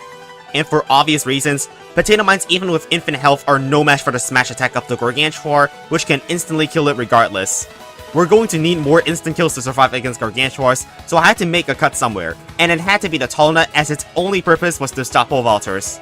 Instead of Tall Nut, we will be utilizing Squash instead. To kill off pole vaulters, I'm banking on Gold Magnet to have enough damage to take out pole vaulters that land on the 4th column. Before we can get enough gold magnets to set up though, we will just be relying on potato mines and Squash to temporarily defend them off. Easy enough when we have 3 of them. Despite its extremely slow recharge of being an upgrade plan, I was able to get 2 pairs of gold magnets before the first flag, so we won't have to worry about lane 1 or 2 anymore. But you'll see the obvious problem with my build order. The fact that I built my gold magnets in the outer lanes first is actually detrimental, and you can see it right here. Since I placed a pair of gold magnets in the bottom lane, this dancing zombie in lane 4 will keep spawning a backup dancer in lane 5 over and over again after the backup dancer dies. Because I'm not killing the dancing zombie, this setup lets it spawn bungee ambushes over and over again by spawning infinite backup dancers. Definitely did not intend for this to happen. By the time I realized, it was too late already. To avoid the infinite backup dancer spawning, I prioritized building my gold magnets in the 3 middle rows first. This is because dancing zombies cannot spawn on the side rows on roof. My better early game by being aware of having to build up gold magnets immediately also lets me get down 4 pairs of gold magnets before the first flag, which is a drastic improvement. From here, it seems like it shouldn't be possible to lose to anything but Gargantuars, as we have an essentially impenetrable defense. Lone Gargantuars aren't even that hard to deal with. It will smash our potato mine, but just one instant kill to cut its health down will finish it off after it has taken enough damage from gold magnet. However, that was against lone Gargantuars. Once the second flag came and it had multiple Gargantuars, I was screwed. They smashed down the potato mines, and football zombies get a free pass to run forward and eat up everything. It seems like not even infinite HP potato mines will be sufficient to beat the zombies with reach hacks. After what just happened, I imagined that it must have been better to use Ice Shroom instead of Doom Shroom, just so that we can stall out football zombies and not die so miserably. Another cut I made was to Magnet Shrooms, as just Gold Magnet itself is already strong enough to kill Pogo zombies before they reach the end of the roof, as well as Angry Dancers. From what I can see before the second flag, Ice Shroom seems about just as effective as Doom Shroom, thanks to just how much damage Gold Magnet does while the zombies are frozen. Well, that's at least what I wished to be true until I realized how come Gargantuars died so fast. The reality is that the damage of Gold Magnets is actually unevenly spread across all 5 lanes. Zombies in the middle rows will actually take more damage earlier due to Gold Magnet having 3 connections with other Gold Magnets, while the side rows only have 2 connections. We ended up having to spend an instant kill on the Gargantuar on the bottom row, while the Gargantuars in the middle row actually took enough damage to just die to the Gold Magnet. This problem with power disparity isn't even the biggest for us. The fact that I cut spending by getting rid of Magnet Shrooms means that we now struggle against shovel zombies. Gold Magnets don't do enough damage to kill their shovel before they start shoveling up everything, and they cleared the way for football zombies to rush into our house once again. As I had more than 1,500 sun at the end of my last attempt, clearly cutting out Doom Shroom was unnecessary, so I put it back in for Ice Shroom. However, we still struggled massively against shovel zombies. We don't have consistent methods of dealing with them, and letting just one through is devastating to our intricate defense. Once we lose just one gold magnet, we lose defense in that lane. But then because there's dancing zombies, this starts the infinite backup dancer spawning loop, and oops, here's a bunch of grave ambush zombies from all the pole vaulter graves. Since instant kills recharge too slowly for us to reactively deal with shovel zombies, I started stocking up doom shrooms at the back. This lets us detonate doom shrooms when needed by using a coffee bean, but lets our doom shroom seed packets to keep recharging so we can keep stocking more of them up. To deal with shovel zombies when we don't have doom shroom, we just need our smaller instant kills. They should be sufficient as there shouldn't be too many shovel zombies. And as mentioned, just gold magnets damage is enough to kill off Gargantors in the middle lanes. So this means that we can beat everything and make it to the final wave of the level. The keyword is make it to, not survive, because we couldn't deal with the grave ambush zombies. Obviously, I wasn't busting the graves fast enough, and the grave ambush zombies ended up killing me. And once again, I ended up losing my next run as I didn't set up my gold magnets in the early game properly, leading to an infinite backup dancer spawning loop, and we lose the grave ambushes once again. So I wanted to make the one last change so we could beat this level. Ultimately, Imitated Potato Mine was just redundancy. While it made for a consistently good early game, we needed more variety to answer the various threats in this level. I cut Imitated Potato Mine to include Blover, which gives us an alternative defensive option against any threat, other than killing it outright. The early game is much worse as I now have to spend Blovers to stall out zombies in lanes with no potato mines, so I was only able to set up 2 pairs of gold magnets before the first flag.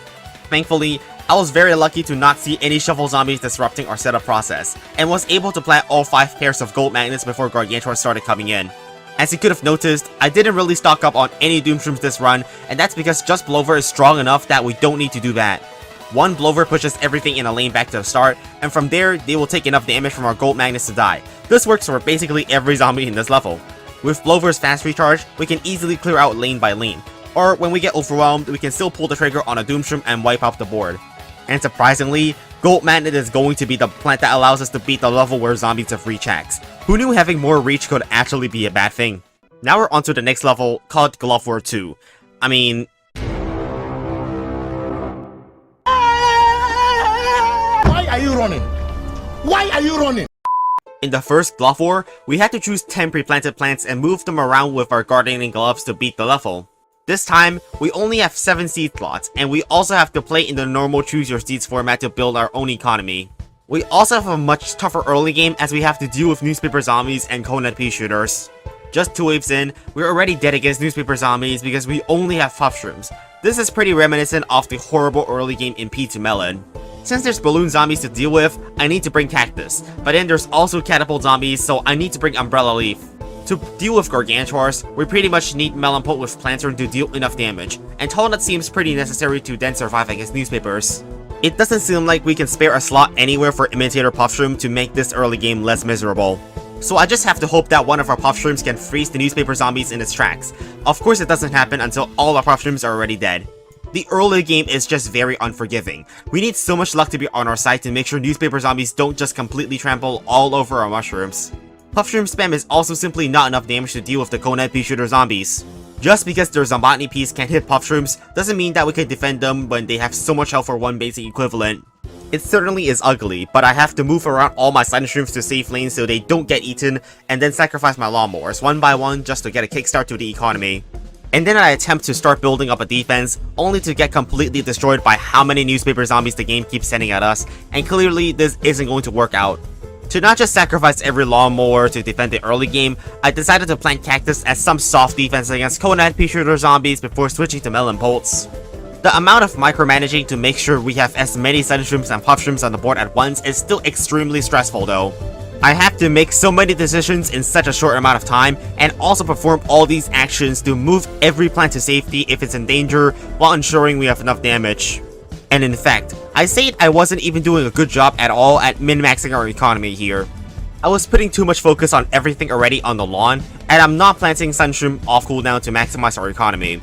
With so many newspaper zombies, it made sense I was struggling to focus on building up our economy. Even Tallnuts aren't holding up for very long, and we already have to start replacing them this early in the level. But then, of course the game tells us to go screw ourselves as it sends 2 letterheads in exactly the 2 lanes without lawnmowers and only 1 Puffshroom each. Well, isn't that a way to go out? Obviously, when you have to deal with Cone Pea Shooter zombies, I suppose it is inevitable that we have to go back to using the garlic variation of the dumb strategy, but with only 7 slots. The garlic variation of the dumb strategy utilizes Doomshroom as the primary form of damage, but by diverting zombies with garlics into empty lanes to stall and make space for some producers. I had to go for a very minimalistic approach of the dumb strategy. No supporting instant kills at all, just blowover to kill balloon zombies and also Gravebuster to make space for garlics. Unfortunately, newspaper zombies have something else to tell us when we try to do the dumb strategy with no supporting instant kills.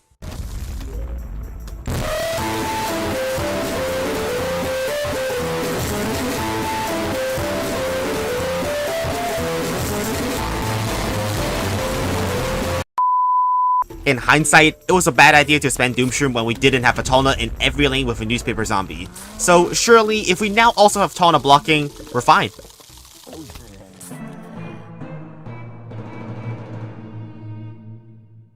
For this level's early game to be beatable, we need RNGs to be on our side and not send us too many newspaper zombies. I also need to employ a strategy I call juggling. I always want to have a spot where I can move a damaged Talnut so it can heal back up while the fresh one tank for the Zombotany piece. This juggling strategy needs to keep going for the rest of the level so we can maximize the number of Talnuts we can get. These spare Talnuts are very important because we need a lot of Talnuts to tank for the masses of catapult zombies we get thrown at later in the level. They will help protect our Sunshrooms from getting destroyed. Sunshrooms aren't expendable at this level when we need to sustain our constant blowover usage against Gargantuars. When Gargantuars come in, we need to pivot from our garlic strategy. Remember all those spare Talnas we got in the early game? We now need to change to the Talna variation. Our garlics will not and cannot survive against the masses of Gargantuars from the second flag onwards, so what I did was to reorganize my entire defense on the wave before the second flag. I did it here as I could isolate the Gargantuars in this wave by using a Doomshroom and then stalling them out with blowovers, giving me an easy time with no threats to reorder everything. Or you could do what I did here. I juggled the Talna by moving it back and forth so the Gargantuars stop to hit but always miss. Past the second flag, the game now becomes absolute chaos mode, when the plentiful amount of newspaper zombies is certainly to break through one by one. I had to monitor each Talna extremely carefully to make sure I knew when I needed to spend blowovers to stall or move another Talna into the spot of an old one when it dies. At this point, I was unable to really protect my Sunshrooms anymore as most or all Talnuts are being used to block off Pea Shooter zombies or other stray imps and newspaper zombies. But that was fine, as this is the reason why we had banked up so much stun earlier. Now we can freely use up all that reserve stun to Doomshroom wave after wave and beat them all. A bit more stalling against these Gargantuars, and we have this level in the bag with double Doomshroom in the final wave. The final level of the secret page is Colonial Awareness, Jalapeno Zombies, and Gargantuars. Well, that combination again, so we're going to have to do Imitated Doomshroom to survive against Jalapeno Zombies. But you may be interested in this level's gimmick. You'll see it when this Buckethead finishes eating the Puffshroom. The gimmick this level is when any plant is placed, that tile the plant is placed on will have its seed locked into it for the rest of the game. Once you plant a Puffshroom in a tile, we may only plant Puffshrooms in that tile for the entire level and so on and so forth. Obviously, Puffshroom sucks with this level's gimmick, so I was quick to restart to switch to a new strategy. Now we know the gimmick, the solution seems pretty obvious, to do a permanent defense that cannot be broken through. But that's actually not what the solution is, as there's a simpler one. The dumb strategy actually still works for this gimmick, despite us not being able to flexibly place our smaller instant kills anywhere we please, but a bit of simple planning helps with that. With the Talnut variation of the dumb strategy, we can basically make a symmetrical defense that allows us to have 4 tiles of extra space to allocate space for all our instant plants. I reserved my entire 6th column to Squash and Potato Mine. This is to make sure that we are able to deal with fast zombies without Doomshrooms. By fast zombies, 90% of the time it's letterheads. As you noticed, I left my 7th column open. That's where I'll use my blowover, which will serve as a failsafe if my Potato Mine or Squash is on cooldown and we don't have Doomshroom. And obviously, for Ice Shroom, we just need any one spot on the lawn as it works the exact same on any tile it is planted on. We will just plant Ice Shrooms in the same tile for the whole level. Now I'm watching myself back playing this, I'm also not sure why I didn't use my pumpkins when they don't actually create seed of themselves since they can be planted on every plant. And if I use Pumpkin to protect my Talna from being laddered over, this probably couldn't have happened.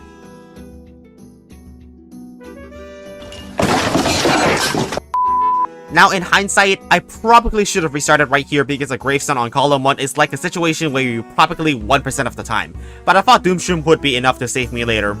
As more gargantuars flooded onto the lawn, I also didn't plant any pumpkins to stop imps from advancing more, which was definitely a mistake on my part, and I also didn't replant some producers. Nonetheless, I survived to the final wave, but guess what spawns from that gravestone on the first column?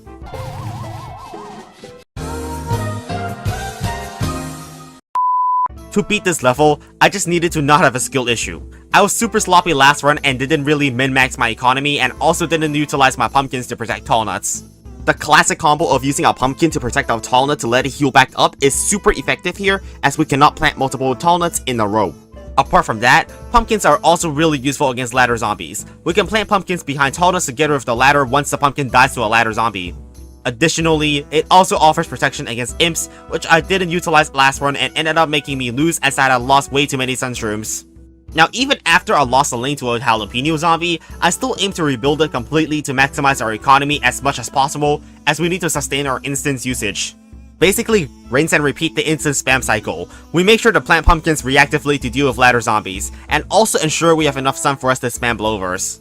Slowly but surely, we can recover from our losses and rebuild up our wall of tall nuts to continue block off all pole vaulters, and from there on out, we're closing onto the final wave of the level. To beat the final wave, we obviously use Ice Shroom with 2 Doom Shrooms, and that beats Colonial Awareness, the final secret page level of today.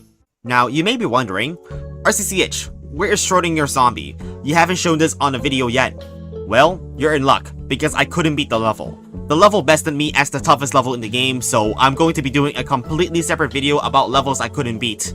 To find out why these levels were so difficult that I actually gave up on trying to beat them, you'll have to either watch my live streams or wait for my next video where I explain everything. I'll also include some levels I didn't want to show, like this level, which is really exciting, and this level, which you know has a lot of plans for you to see. And guess what? There's actually like more than 5 levels I couldn't beat. Some are just outright blatantly not tested, and some of them are just too difficult even for a tryhard gamer like me. And I suppose that's the end of the secret page levels in Brutal Mode EX Plus. Or maybe not if you count the next episode, because it will contain the secret page levels I couldn't beat. So if you want to watch me struggle again, then make sure to subscribe to catch my next video. Thank you to our channel members for supporting the RCCH channel. For now, have a great day, and I'll see you all next time.